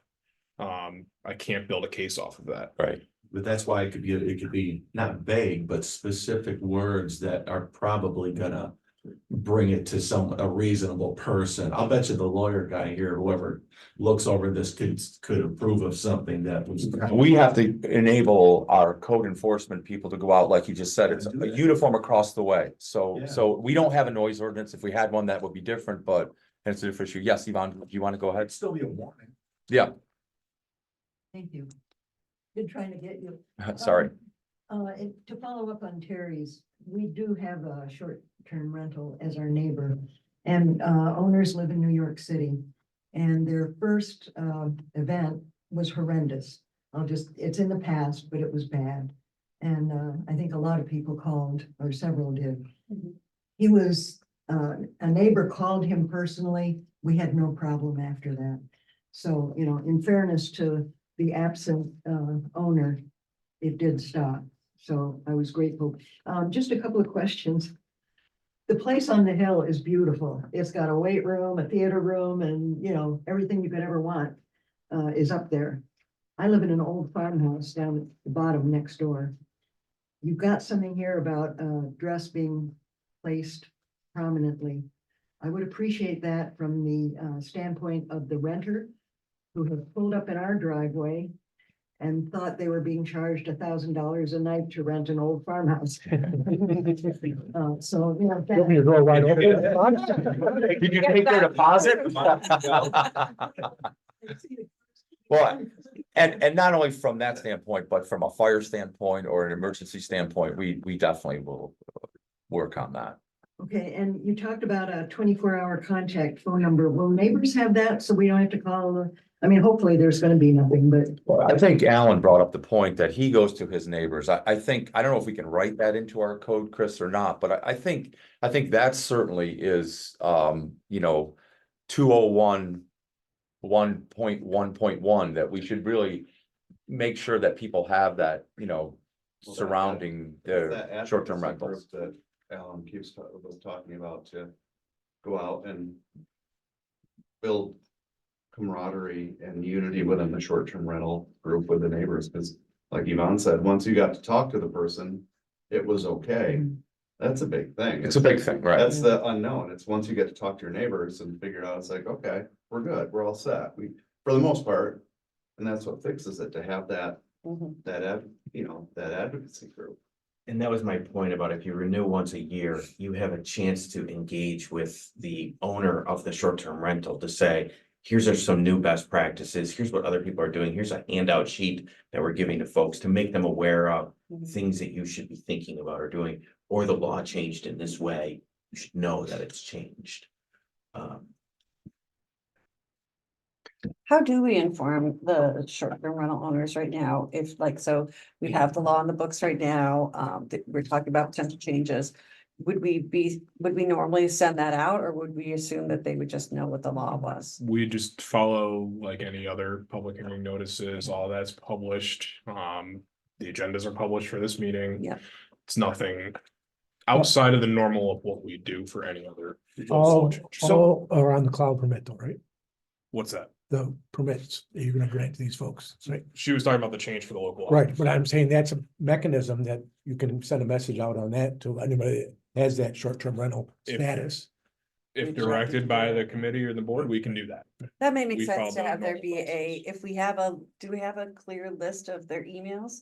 Yes. So that you wouldn't have to be mailing, okay, so I mean, if we have a clear list of emails, that might make sense when we make major changes to the law to be able to share that out to the people who have existing short-term rental permits. That would cover everybody that has a short-term rental. Just the Registered. ones who were aware of it. Registered. The ones that have a permit, those are the ones we're talking about. I mean, there are a number of them out there that if you go on VRBO or Airbnb, there's hundreds, and we've got 30, 27, 24. How many do we, are we We had up like to now? 16. I think we're at 45. We're not holding it at That's when I 45. looked at the first thing. Yeah. She runs that whole But site. it's a fraction of what's out there. Yeah, but why do we allow that? They've been Agree, issuing Jerry. citations and I Yeah. know we've talked about using different companies. to Yeah. come in and assist us and all that, but it's in I progress. mean, it's been in process. We need to find some way to complete that process because we got 45 people that are paying Yeah, the fee Right, and 150 that that aren't. are not. Correct, I agree with you, And Terry. Maybe that fee could be lower if we had everybody. Right. Well, we just want everyone on the same, sheet of music that are Well, obeying the same laws, right? But you have access to rentals that are within our town. I don't want to, True. yeah, I don't want to speak for Sarah or Kristen, but I know the software that was started underneath a different, I'll call it regime. And the development office is not, It's not the- effective. it's not the best. It's not effective. They promised they would do X. They're not even doing that. And we're paying For the example, service. they were supposed to send out letters. We found out of 200 some odd rentals, only 50 letters were sent out, in all of last year. And so that's a issue that's being worked on. And something that we. Yep. I and believe that's- a change, We're excuse me. not giving you the tool. We to need do it. to look, I mean, that's we for need to find sure. a new. We've got. I one- believe a change is gonna be proposed at Next meeting, either your yeah. next board meeting, the second board meeting in February. Well, because the last thing we want to do is be, enforcing the law improperly, where the people who are coming to us and asking for permits are getting more issues than the people who aren't even starting the process with us. Like, that's the last thing we want to do. We want everybody to be responsible. short-term And rental that's owners. the development office as a whole. Sarah started it with Kristen, brought us in as well for the complaint side. We looked at 3 other companies. That Doug had brought back from one of his conferences. We've since nailed down one that, as Chris said, will be presented at your next town board meeting for possible switching to. Awesome. Good. Thank you. So, and then that should come online within, they told us, I think, a month, and then 3 for total. It's already done. You may want to check with the Yates County. They're pretty good at tracking. I'm not sure what. Oh, program. keeping track of who, they probably use the software you're talking about. They're all using some software package. I don't Yeah. know. And just so you know, we did set up an advocacy organization regionally, FLXVRA. Yep. .com, They were here last time. Yeah. yeah. It is to communicate with people who rent. So it'd be good for us to put our local law on that. Well, it's gonna be on there. Yeah, good. We have put them all on as they Good. come up. They've been to these meetings before too, so. So maybe that's a place to look at other communities' local laws. should that- find it Yeah, up there. yeah, they should all be there then, yeah. Well, we actually look at it nationally. 'cause we- Right. You know, So getting back to this law that Chris has written up, where's the committee on this? Is this, I need to, like I said, I Right. honestly just need more Right. time with it. so what is the potential for this committee to meet again prior to the meeting so we could have something to go to the town board with? Well, I think, Kimberly brought up a good point. One of the problems with this is that we need the county to look at it, and I think we need, they're seeing a lot more of these than we are, so I don't think that it's gonna go to the town board before it's gone to the county. So when is the next county meeting? you don't have it with. I think it'd be April, right? The next Well- submission. So those can be simultaneous. March. Excuse me, as soon as this committee is comfortable with it, the development office can refer it to the planning or to the county. It can also be in front of the town board for consideration. You just can't act until the county sends back its comments. So you can set a public hearing without feedback from the county. You can do seeker, I wouldn't recommend it. You can refer it to the planning board and the ECB for comment. So the town board can be doing things while we're waiting for county comments. Could Could you, Chris, take another shot at this? Try and capture the stuff we talked about today that. You know, the one you sent out yesterday, the. Revision that you. The one we've been reading off from, the yeah. one- yeah. I got it yesterday morning, so. If you could incorporate some of the changes that we talked about here. So we could see it have something to talk about. No, I agree. I mean, there's no sense having another meeting unless we have this, but what I'm saying. What's the time period that the committee would like to look at? Like Adeline would like to look at it. She sounds like she has some recommendations. Chris, what would be your time frame?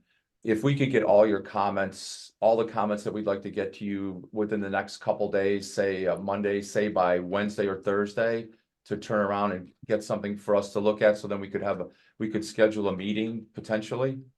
Absolutely. I mean, I think if you get me comments by Wednesday and subject to Mike, Kristen and Sarah's availability, I can have stuff back out to you by Friday. Yeah, I would definitely have Sarah's opinion on. Yeah, this I as well. agree. She's I agree. very- How's that I work? want to be very clear. You know, I spoke with Dave and Jared on what is Thursday or Friday, and I said, okay, I'll get you something over the weekend. So this is my best effort in a rush format. I did not consult your development office. I did not talk to your code enforcement officer. That's not the way it should have been done, but I wanted you to have something. So I definitely, there's still input changes that need to be made, but unless Mike and Kristen, you disagree, I don't think they're monumental. I think I can make the changes in a day if I get comments. I'd agree with you. It's more terminology than anything, verbiage, and then just different things that we'd like to see in there. From our perspective, I think it'd be possible. I don't want to give you a solid yes for Friday. Just looking at the code schedule, we're pretty tough. Well, I would just like to schedule another meeting, but at that meeting, I would like to have a document that we can work off. And I think, Chris, you did a fantastic job in getting this together. It gives us a starting point.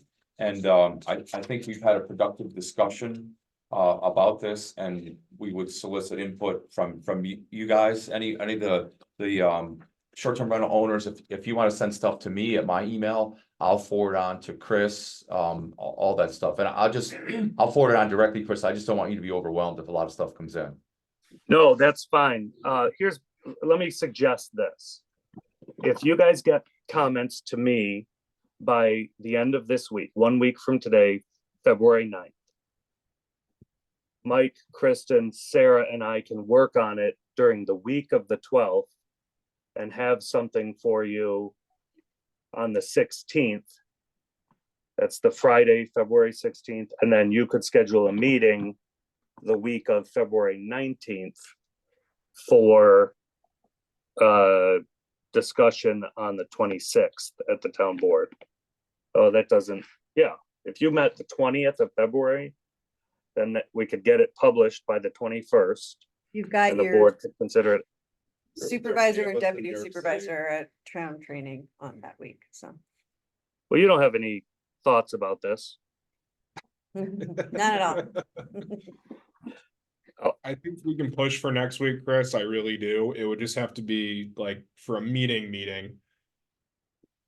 Development office, the Monday, the 12th. I know these are usually on Mondays. We've got our PRC, so we're out that whole morning. If you want it for a meeting for next week, we can make it happen. Well, the town board meeting is 12. I mean, obviously, we're not, nothing's gonna happen for the There's a public 12th. hearing on this on the 12th. right, so we have to. It will not be closed. Right. We'll start it on the 12th and we'll continue. to Yeah, take obviously. comments. Well, I was actually, maybe you do want to close it and then we'll reintroduce a new, essentially restart. But we could talk about that later, sorry. Mike and Kristen, why don't you get with Sarah and Dave and propose a schedule? I'll get what needs to be done on whatever schedule that is. Sounds good. Okay. Yeah, I think that we've had a very good, robust discussion on short-term rentals, and we'll let you guys go. And we're gonna go on to some of the other business, but we'll make sure that you are all aware of another meeting and any public hearings that occur with the town board, via email or something. So make sure. Do we have all these folks' emails? Yeah, if you don't mind. Well, I know, Greg, I balanced. Oh, good, good. You have, would you like to be notified? Would you like to be notified? Oh, we'll be talking. So Okay. I'll sort of be aware. Anyone online, if you send send your email to my email, Dave Sauter at the town of Canandaigua, it's right online. I'll make sure that you are invited to the next one, specifically with an email. Oh, jeez. I'm gonna step off now as well and let you guys continue discussion. Thanks, Chris. Great job on Thanks, that. everybody. Bye. All right, guys. See you. Thanks for coming, guys.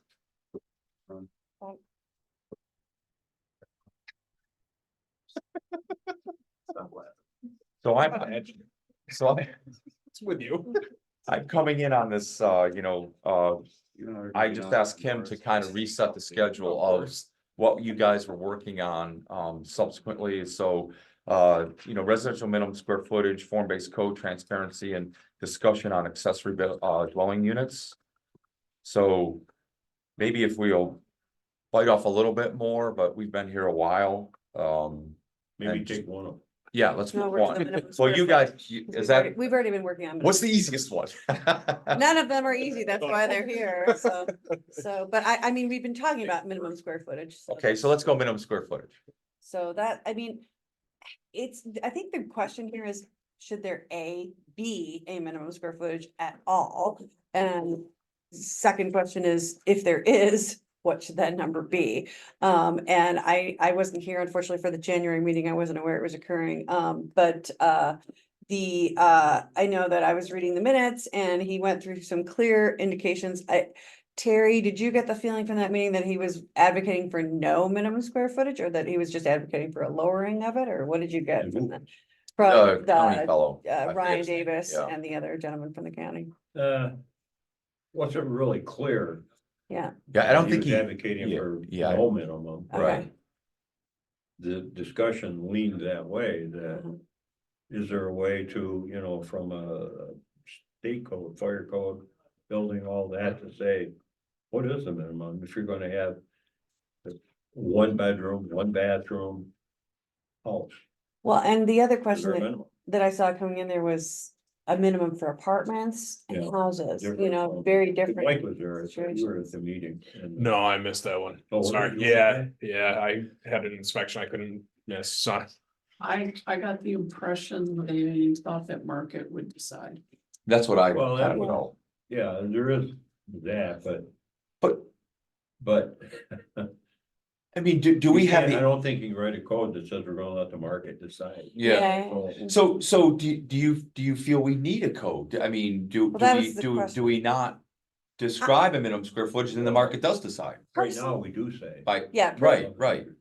personally, It's 1,100 square feet, right? I think, there's a separate discussion about ADUs, which is kind of related, but personally, I think if we want to avoid quote unquote tiny homes, for single family homes, we should describe, and actually I had Mike look up like what the square footage of it was. I was thinking, what are some of the smallest single family homes I see in Canandaigua? So we were looking on Circle Drive, Charlotte, where it comes into Fort Hill Ave. And those were 675, square footage, like 2-bedroom, 1 bath, which was over what the New York State minimum would be for 2-bedroom, 1 bath. So I was, thinking, if I'm thinking of keeping in character with the community, starter homes or retirement homes, that was one of the sizes that just from, put a picture in my mind of something that I could see making sense, which is a lot smaller than the current 1,100 square foot minimum that we have in the town.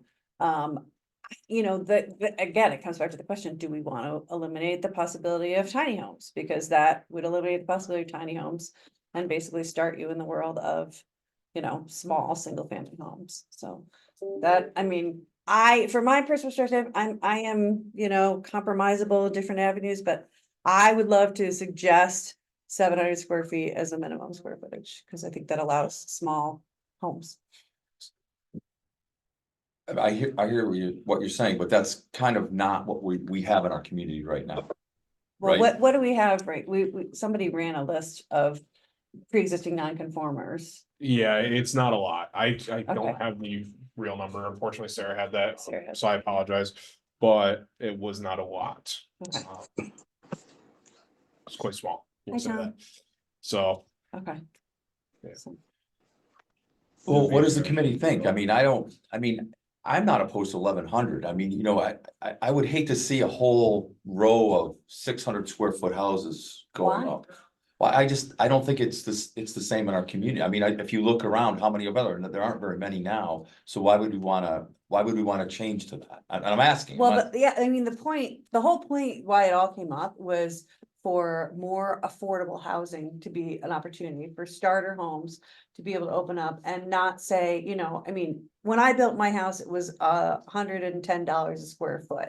Now I think it's up to like 230 or 240. I don't know, you probably never know a square foot. And that's, I mean, if we're saying you gotta start at a minimum of 1,100 square feet, I mean, that's that's a very significant investment. And suddenly that's a much bigger investment than if you want to build an 800 square foot, home that you can add on to over time if you need to, or meets your needs as a retiring home or whatever it may be. But it was the reason that it originally came to us was affordable housing, looking for more structures that could work for small families and for, other homes that are needed for people that can't afford to live in our community.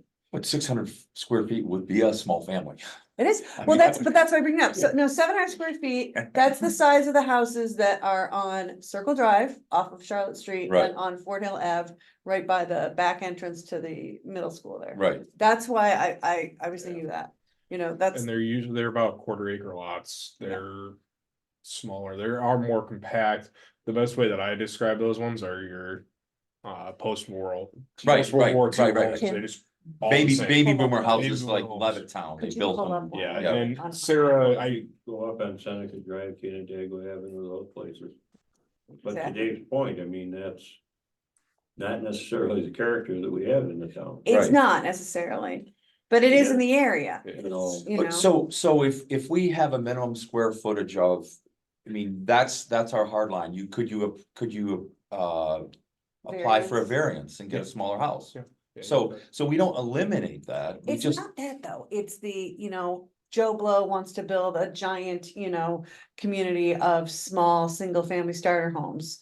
They're not gonna come to us because they're gonna see, okay, well, they're starting immediate at 1,100 square feet. I'm not gonna apply for a variance for 75 different homes, So that, unless they're gonna do something through incentive zoning, which is how, we're Right, addressing that, but I don't think that that's the right way to be addressing it. If we really truly are happy with a smaller than 1,100 square foot, that's pretty big, actually. My last house was under 1,200 square feet and it was almost 4 bedroom with a dining room, a study, a kitchen and a living room, but I was starting to do the calculations when you talk about 70 square feet for a bedroom. I mean, you're almost not in state, you're not yeah. almost not in state code for that. Well, If that you've was, got what did we figure 4 bedroom that? That house was and like 1,000 400 or square feet, something. So yeah, you're looking at, We figured it was like in the 400 or 500. yeah, We figured- so like we a were talking tiny about it last home is week, so. 400 or less square foot. So. The state, it's hard to say like this is the Yeah. minimum house size because it could be for one person, it could be for two. right? So But they really it's say Charlotte 400. and Fort Hill. Yeah, The state The does. address? Yeah, it's not a definite, but they say anything less than 400 square foot is a tiny home, and so as code enforcement, we take that to say.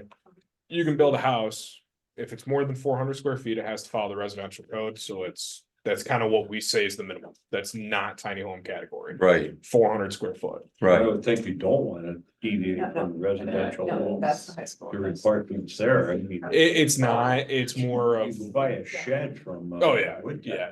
you know. it's a totally separate code that says we acknowledge that these are real. But here's the other safety aspects that must go into them, like. The biggest thing is lofts. These tiny homes have lofts, and how does that code relate to those? Residential code, you can't really have a loft, so it allows that, and yeah, it's really tough to explain. There's two separate codes. One is for if you're other above 400 square foot. And then the other one is if you're under square foot, you still have to comply to 90% of that code. but here's another 10% that's more specific to you. To your, Yeah, because 400 square foot is really your like bare minimum when you're looking at that code. so what's the upside for the town I don't want next to to it. changing from 1,100 square The feet, one just next to so it that is we're long, trying to that get, one, yeah. just for developers to come in, and they seem to find their way to us now. Really wish Sarah was here. She just went to a conference on this. Some of the stuff that she shared and some of the stuff that we've heard is, for instance, I'm 25 years old. Don't like to tell everyone that, but I'm 25. What was it, 20 years ago, your first time home buyer was 23 years old. Your new first time home buyer is 35. The real number to look at though is your second time home buyer. Who's buying their second house and at what age? That number used to be 32 years old for your second home. Now it's 58. It's 55, somewhere in that range. So people are holding on to homes longer, which doesn't allow for that stock to come in for first time home buyers. Yep.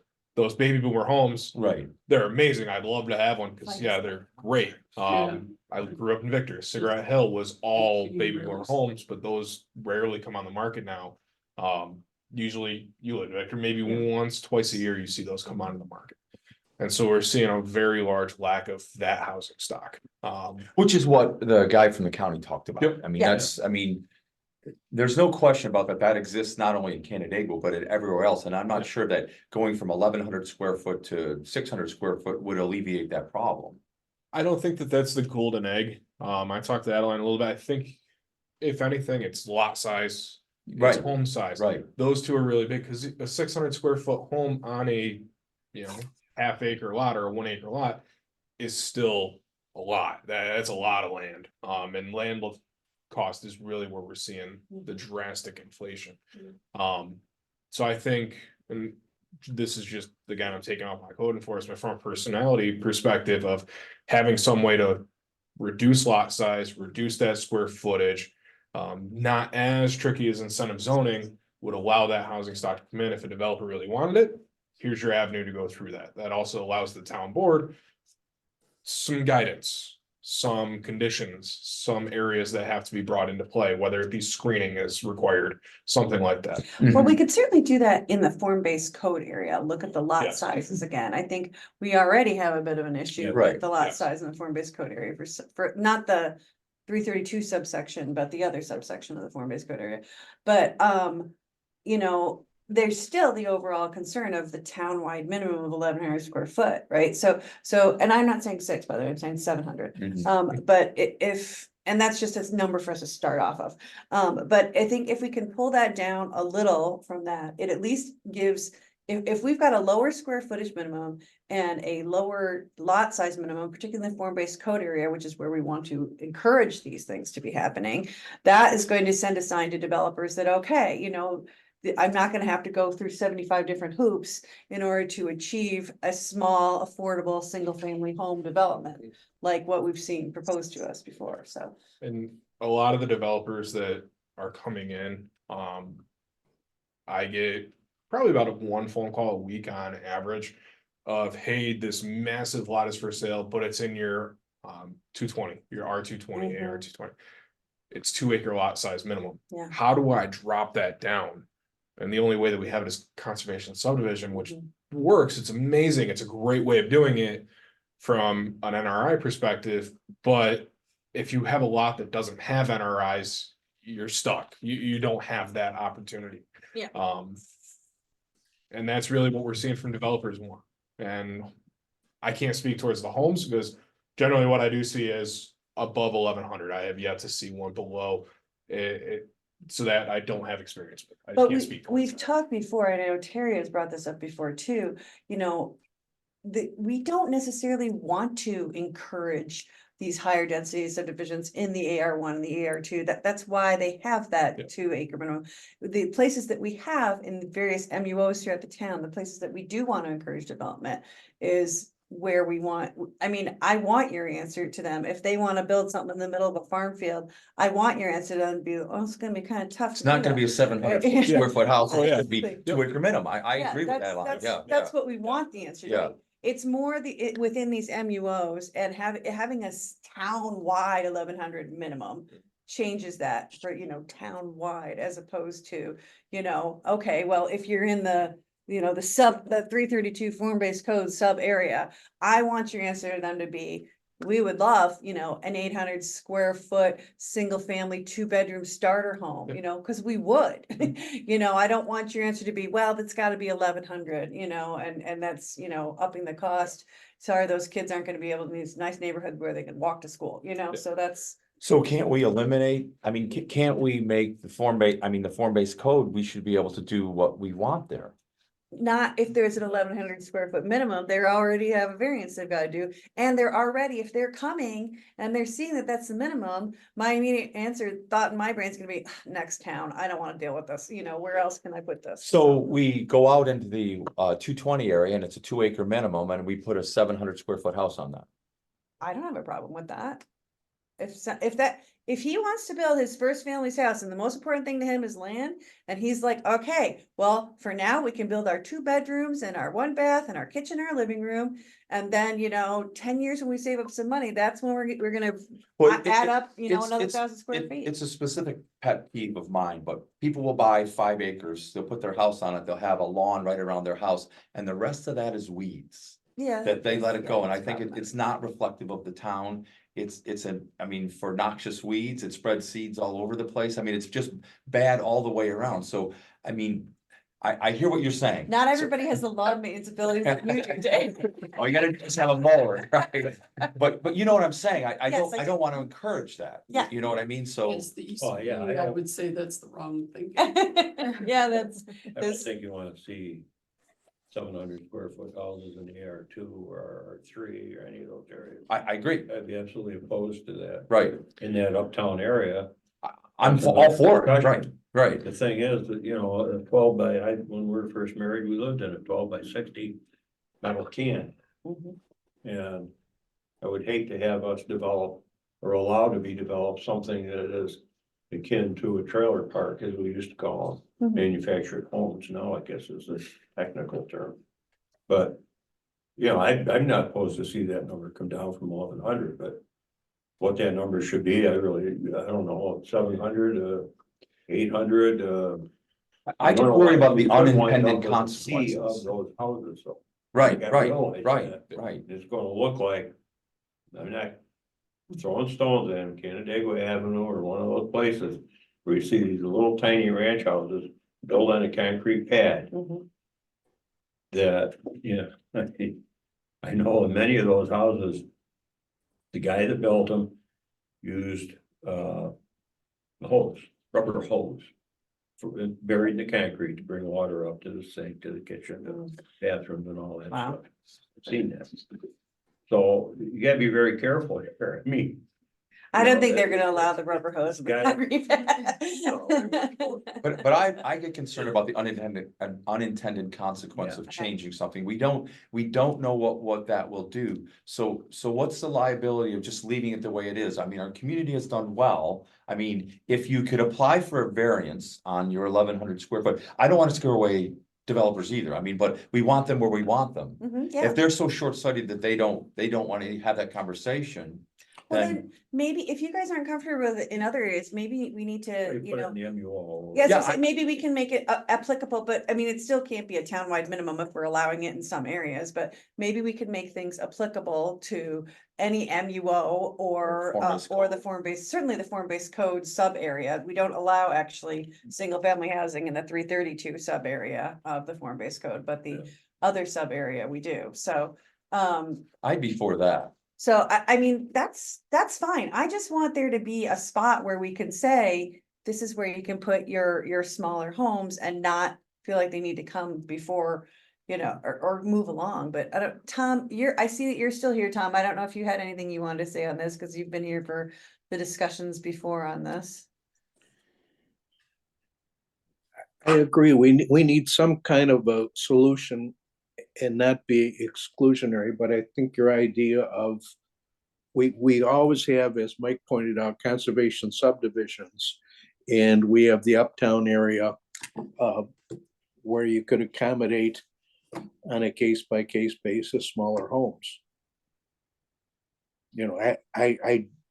think also Mike pointed out, the state has regulations on minimum sizes for bathrooms, bedrooms, and so on. Right, Mike? Yep, correct. Yeah. I don't So- know whether we really need to adhere to this 1,100 square feet or not. If we've got a state regulation and a builder can come in and convince us that it's a habitable home. What do, the two communities we always compare with ours, is Farmington and Victor?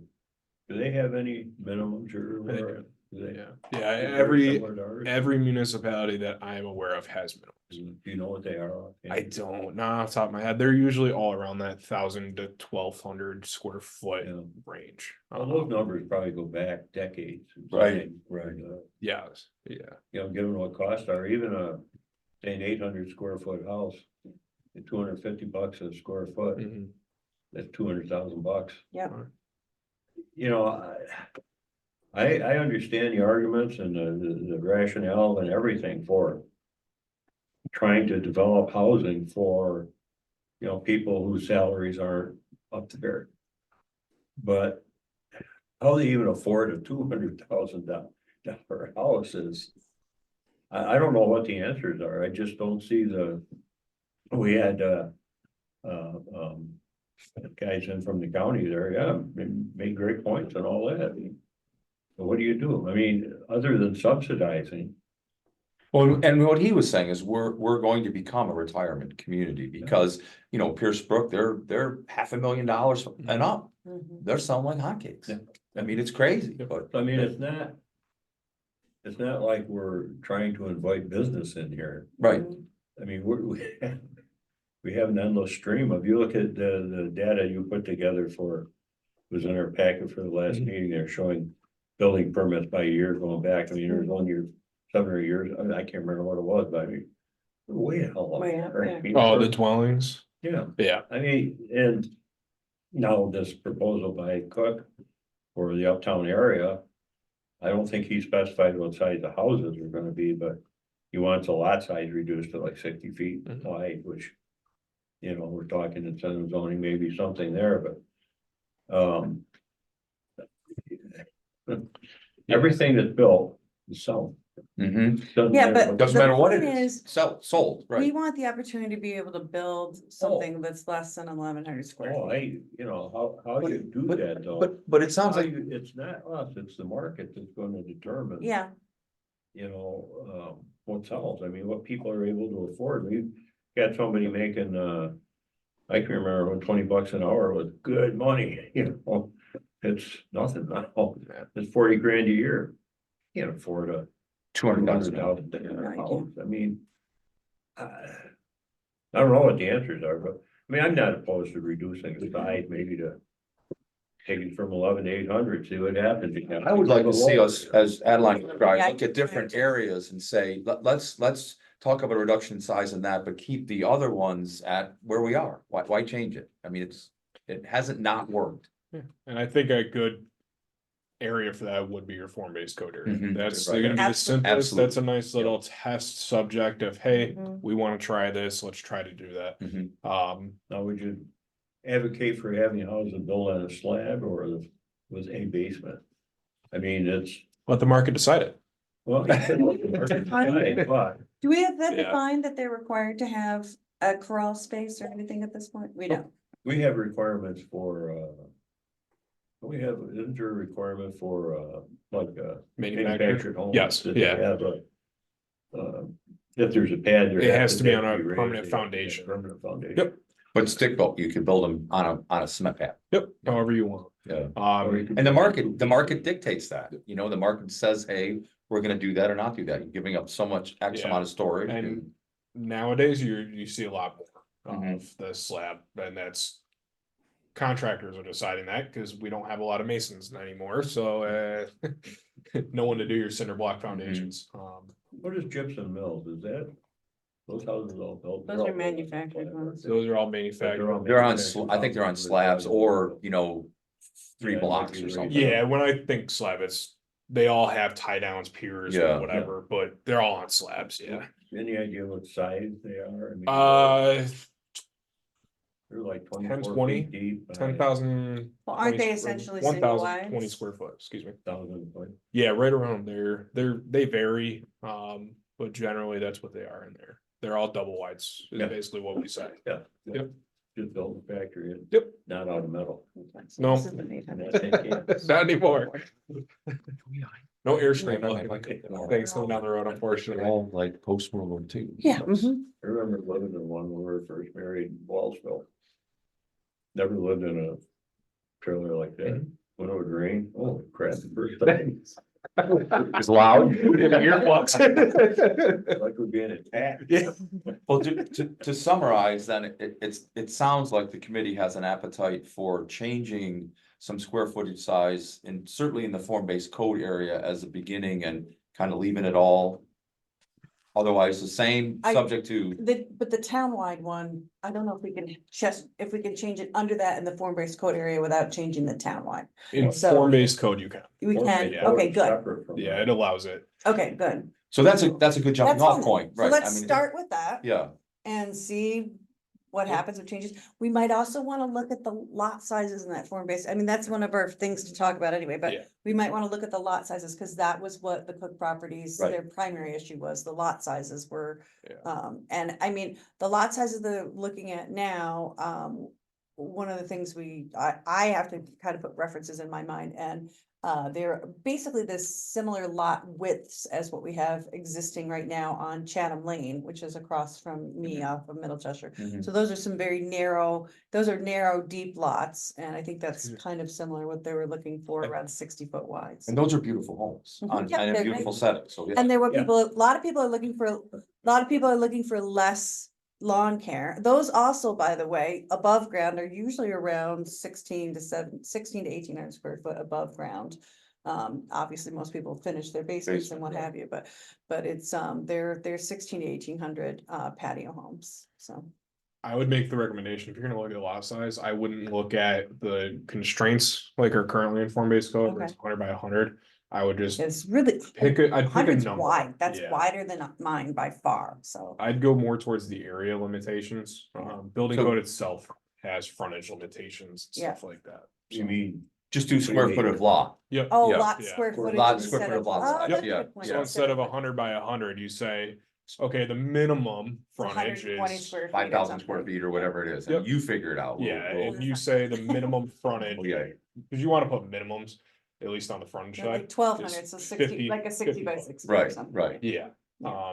that way you're not totally They can constrained. figure with right. whatever they need to Yep. do. That's a good point too. And from the town's perspective, you're allowing green space. You know, Right. you're not building a lot that's just the building, you still have that green space avenue. So can you work with Nadler to write a potential law for us to review next time that says, both in form-based code, reducing the minimum square footage to, we didn't come up with a number, and, reducing the lot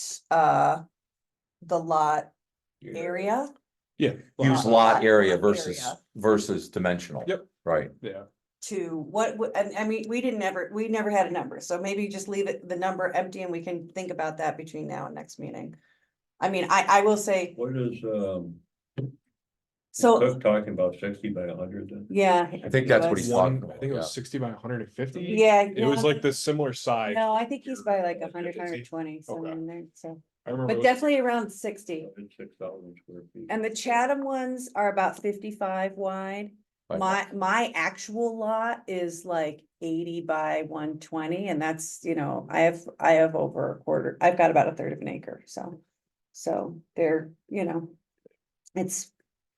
we're in a conservation subdivision, that's why they're smaller, but like, you know, your son's lot, they don't feel small at all, so. No. So, I think from a staff perspective, the biggest thing is what do you want to see from green space percentage? that's the important thing, If in we the can get- form-based code area, that's my biggest problem with their current plan, is that they're using neighboring green space, which obviously we've provided with the park, but they need to have some green space within the development as well, just to, that's what creates the character in the If we can have the community. committee give us a solid number as far You as mean like a even just percent? a percentage Okay. saying for single family lots within the 332 sub area, we want the lot to have 30% green space. It means, you know, your structure can only be 70% of the lot.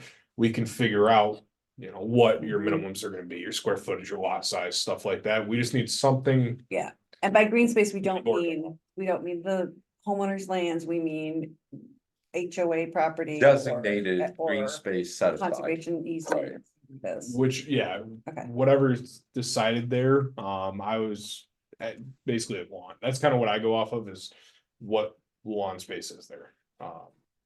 I'm not talking about Yeah, lawn, lot I'm talking about open space. Right, So, so I'm actually talking about like, where do they have, you know, some HOA properties, where do they have a small playground, et cetera. et cetera. Undeveloped land. Yes, Within that, like, undeveloped land. what is a reasonable request that we would put in for developers? Is it 10%, 5%, 2%? Well, we've got something on the books now, I know, because they talked about it with, too bad Chuck's not here.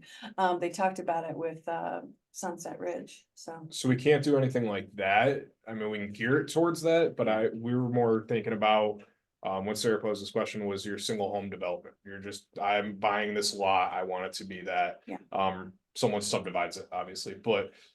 Saying, okay, your lot coverage like we do in the RLD can Right. only be X percentage. Oh, we only have that in the RLD, we don't have that. We have it elsewhere, yeah. Oh, okay. Yeah, we have a permeable surface Okay. limit. But basically saying, okay, for your lot, your structure can only be 40%. And then we take that into account and then we're able to take some dimensions, give you the response. Yeah, I know that in the RLD, I thought we had that in other areas as well, so we don't have that in the form-based code area at all? No, Okay, so No. yeah, that we need to address that though. that's like one of those where it's just like, that's kind of what we need to jump off and Yeah. write you something. We need something as far as lot coverage. It's, And and in like AR2 or R3. It is, but it's not, Building coverage. yeah, it's building coverage. It's not structure, Building and lot. so, okay. yeah. I thought it was also non-porous surfaces. Or is Cook, when they've been in talking about having an HOA in their area. Did you any discussion? I have not been a part of those, so I don't know. I don't think they've had anything formal come through yet, they've been, Well, I said the application is coming very soon, so. Yeah. I thought this next meeting, I thought they were coming at yeah, but something. what we're all talking about now is private conversations that they. No, have right, had but I thought they were with coming to the staff. town board with a proposal. Okay. We haven't seen anything yet. Yeah. Put it that way. So for your next meeting, I wouldn't say it's possible. That's gonna be next Monday. No, not next Monday for sure. I haven't even, the other meeting, I don't think. Well, you got a week. Boy, I got the sense that they were going at that light speed.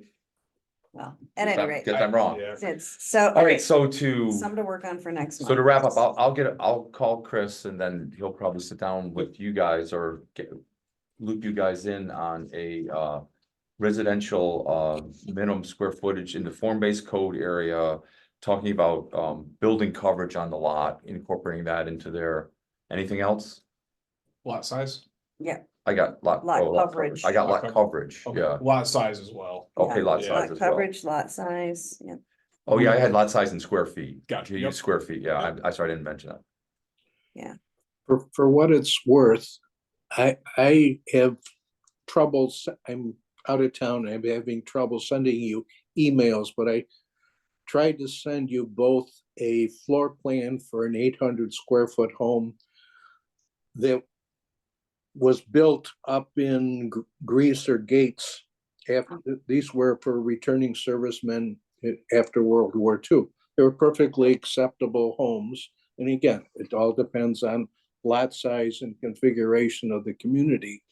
But it's, you can have a perfectly acceptable home, as Adeline pointed out, that doesn't have to be 1,100 square foot. Again, my email doesn't work down here. But I'll try and get it. I see I leaves, had sent it to John Casey, but there's leaves on been- your trees and where are you? you know, Thank you, Dan, there's leaves on the tree. and if you've ever been to China, we have seen 3 generations live in perhaps 300 square feet apartments. So, you know, we Americans are spoiled. One last thing thank you for bringing that up, but, do we need to address the minimum apartment square footage? If we want to, I'd have to read into form-based code. We do acknowledge minimum townhouse size as well as apartments, but we only do it in the MR zoning district. Ooh, where's that? There's no MR. I don't. I didn't even know there was an MR. Yeah, it's not a All lot. the little teeny ones. okay. Yeah. So I have to do some digging into that. But I don't think we have anything in form-based code to really dictate, so. Okay. So we'll work on this and then get going forward from there. So, going back to short-term rentals. Mhm. If we can get that document back out, could this committee meet? And again, sometime, I would rather, I'd like to push this. I don't want to go faster than we're able to get stuff, but I would like to do these people, you know. I think we have to work on that and keep going forward. So could we meet another time? Not necessarily a Monday, but Well, here's the thing. So we have the next ordinance committee scheduled for March March 4th, 4th. right? And Jared and I and a lot of other people are at the Association of Town trainings the week of February 19th. Right. So, and then we've got the board meeting on On the the 26th. I mean, I don't see with what they're going with their schedule right now, I don't see that happening before March 4th. I mean, All right. I understand, you know, you want I- to address it too, but honestly, the fact. Them not knowing that we had existing short-term rental laws until this point, we've been talking about this very publicly for a long time and have an existing law on the books. But they have Trying an to interest change, in it, so I think that's on us, not on them. I'll be honest with you with that. I have a very strong opinion on that, that we did not communicate that well. And I think that's a fact by none of these people were aware of stuff, so. Well, I- two of those people were in the last two meetings, Yeah. so. First two meetings that we had when we talked about short-term rental law, Al Upton was here. Yeah. That right in that chair over there. Yeah. I'm not throwing any stones, but I'm but just saying he was that never they asked went for the again, law, so no yeah, excuse. yeah. I mean, No, we I understand what you're saying, Terry, but I think it does us justice to get the people that are involved in this. I That agree. seem to want to do the right thing But involved, we so. reached out, Brian yeah. was here, we reached out Yeah. to those No, I'm- groups and, I you just- know, It's a few people. Right, I'm not saying we shouldn't. It's just a few people. Most people, short-term rental, don't have houses that are gonna take 15, 20, Well, 30 people. right, I and mean, but, it's just a few, so I agree, March 4th, yeah, fine with me. I Okay. just don't. that, I'm good with that, What but. we do in the interim is more of a question to me. Right, Exactly, I want to have this document out there for people to look at for well, a and that was couple of the weeks. problem with Right, it today, right, is that exactly. even No, I hadn't seen it That- till this morning. That's why I think we're still on the time frame that we're talking about to get that document out so that we can look at it and make revisions or do whatever. We'll have a document for the whole committee and whoever you wish to send that out to by next Friday. Yeah. It's more of that other meeting that's gonna be tough for us Well, to schedule. So it's gonna be March 4th. And then. That's, it sounds like that's the Then appetite. the town board meeting after that, then we're gonna have a public meeting. Right. And hopefully that March 4th meeting, then we can get a final recommendation of this is what we wanna send up to the town board. Right. Which of course the town board can change again Correct. at the, you know. Right. anytime No, the town agree with board all that. meets. I just want to get the document out to everybody Agreed, to look yeah. at it so that we can digest it. I mean, Absolutely. Chris did a fantastic job on getting that out and I think a really high quality document, but we got it yesterday, Mhm, you know, yeah. for the meeting today. So I think we got to try to get that out there. And I don't know where it is, but I would like to get it out to the people that are interested as well, for them to look at the document, so they're aware of it. They can make recommendations, we can do But- whatever. There's only so much reach out we can do, right? Like No, I, no, we reached out to that I'm with you. rental agency, we reached out to Premier Properties, there's a giant like Finger Lakes rental agency group. We reached out to all these They're all people. here. They all And came. they all came to the meetings and crafted this with us the Right. first time around. And I So- don't want to eliminate that this time, is all I'm Yeah. saying. I want to make sure that the word gets out to Agreed. everyone, so, Yeah. because We thought some of them Lauderdale said they was- didn't hear. It's just a subset of that whole group. I mean. Right. People renting houses or they got 2 or 3 bedrooms and they're fine with half a dozen, 7, 8 people and they Right, meet all the codes and everything. So But- it's only a handful of people. but here's the trying to Come thing. up with a document, I think, Dave, that's gonna satisfy them completely. Ain't Oh, gonna I think we're gonna end up doing some kind of variance for these big ones, but at any rate, when you Or- talk about they're complying, most are not complying because they're not even permitted. because there's several hundred of them. Sure. And we have 30. Well, there's supposed to be about, what, 175, we think about that range right now. And so we're starting to capture. No, no, we I'm started not pointing fingers at anybody. All I'm saying is that, you know, we're gonna revise this law. We're gonna get these people all online, then we're gonna revise the law that we revised because we're gonna find out the shortfalls of that, which is a good thing. I mean, that's what government does, That's right? why we literally planned, when we passed it last year, we were like, okay, once we start getting these permits rolling in, we literally said, okay, then we'll talk again. Right. That's what we're doing now. Talking. right, About so that- what, you yeah, know, what absolutely. needs to be changed, what's not working, what's difficult for our staff to enforce. Totally, so totally, forth. total agreement. What do you do when that big house down by Lupton's place comes online and it's got how many bedrooms, 10 or 12 or 15? It's got 6 bedrooms with an occupancy rated at 42. We're gonna allow that. Yeah, no, that's, When does it cross over from? Well, how about to a hotel? Early on. To a hotel, right? Exactly. When is it a hotel? Right? It's- You have 42 residents. And when is it a commercial operation? exactly. If that building is being strictly rented out, not lived in 10 months out of the year, but rented out 2 months. Why is that not regulated as a commercial business? I mean, honestly, if we want to kill all this, we can go back to doing what the New York City, Manhattan, and Wesley. City of Canandaigua doing, which is back to the owner occupied thing, which we were trying to avoid, but That's what Victor does. But that's- I was gonna say Victor does that's owner what occupied. a lot of places just say, forget it, owner occupied. And we were trying to avoid that and be working with these short-term rental owners on that concept, but And I think we may be headed down that path, but we're not at that path yet. I mean, these short-term rentals bring in a tremendous But amount the of revenue reason that to our Mr. area. Lupton is here talking to us about this short-term rental thing is because his property, he can get a permit from either the city of Canandaigua or the town of Canandaigua. It's in both. Mhm, He's choosing to work with the town of Canandaigua because the city of Canandaigua requires owner occupied. mhm. So that's just the reality of the situation. We're the easier one, so. And not this. We're too tough to deal with. If we really, I'm just speaking out of term, I apologize, but if we really wanted to make it easy for the short-term rental, you say that the occupancy needs to align with the property maintenance code of New York State. And parking, I understand where the restriction comes in, but you just can't park on the lawn. It has to be approved parking. Right. And the septic system, that's easily checked by us. That's my biggest concern. If you're on sewer, I have no problem with the direction we're headed, but when you get septic, some of those septics, I mean, Yes. they might be 50 years old. That's why. we And put you it can in. only say, this is the capacity of them. You don't know, I mean, is there a provision that we should include in there that says somehow that has to be dye tested? I don't know if you still dye test or not, but. They do, so within that 200 foot from the shoreline of Canada Lake is amazing. You have to get an inspection every 5 years, you don't have a choice. Outside of that, the only other inspection time is at time of home sale, so that's really where it's tough. But an inspection every 5 years, what does it, I mean, if you've got 20 people in your house, I mean. You know what I mean? You're doing that ever so often, that's. Once a year, if you're gonna keep it in the short term. We'd have I wouldn't to- argue, I would not argue with that. You know. I would not argue with that, and that's the cost of doing business. I mean, these houses rent out for $10,000 a week, so if you have to Yeah, spend that sounds like $1,000 a bucks. $900.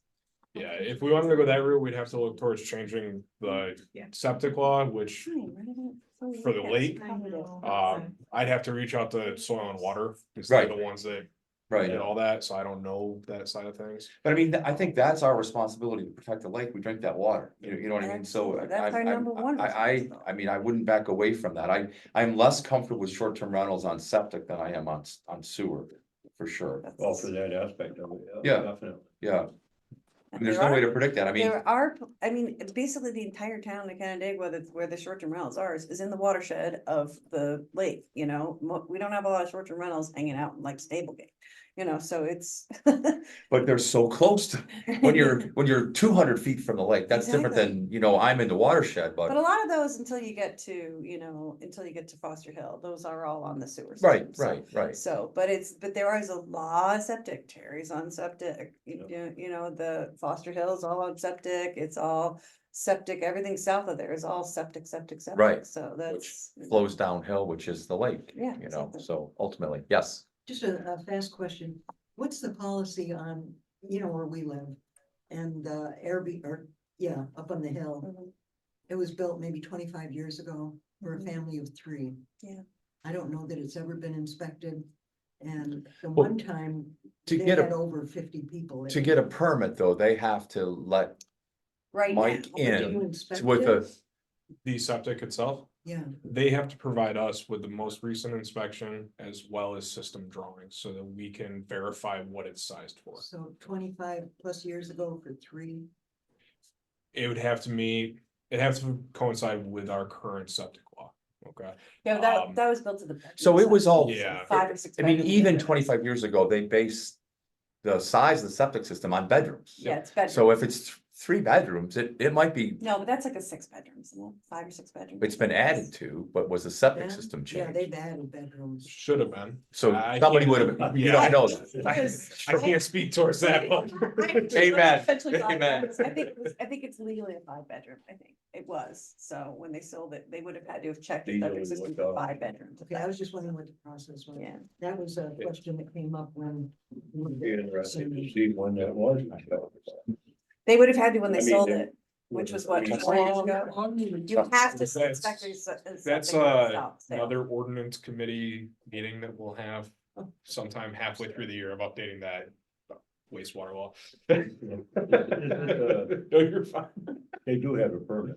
Yes. Currently. Yes, they do now. So they must have supplied that information to you when it was inspected, so. So we You probably have a need a right. motion to adjourn. Yeah, But I'll no, make we- a motion to adjourn. Terry seconds, all in favor? Aye. Aye. So just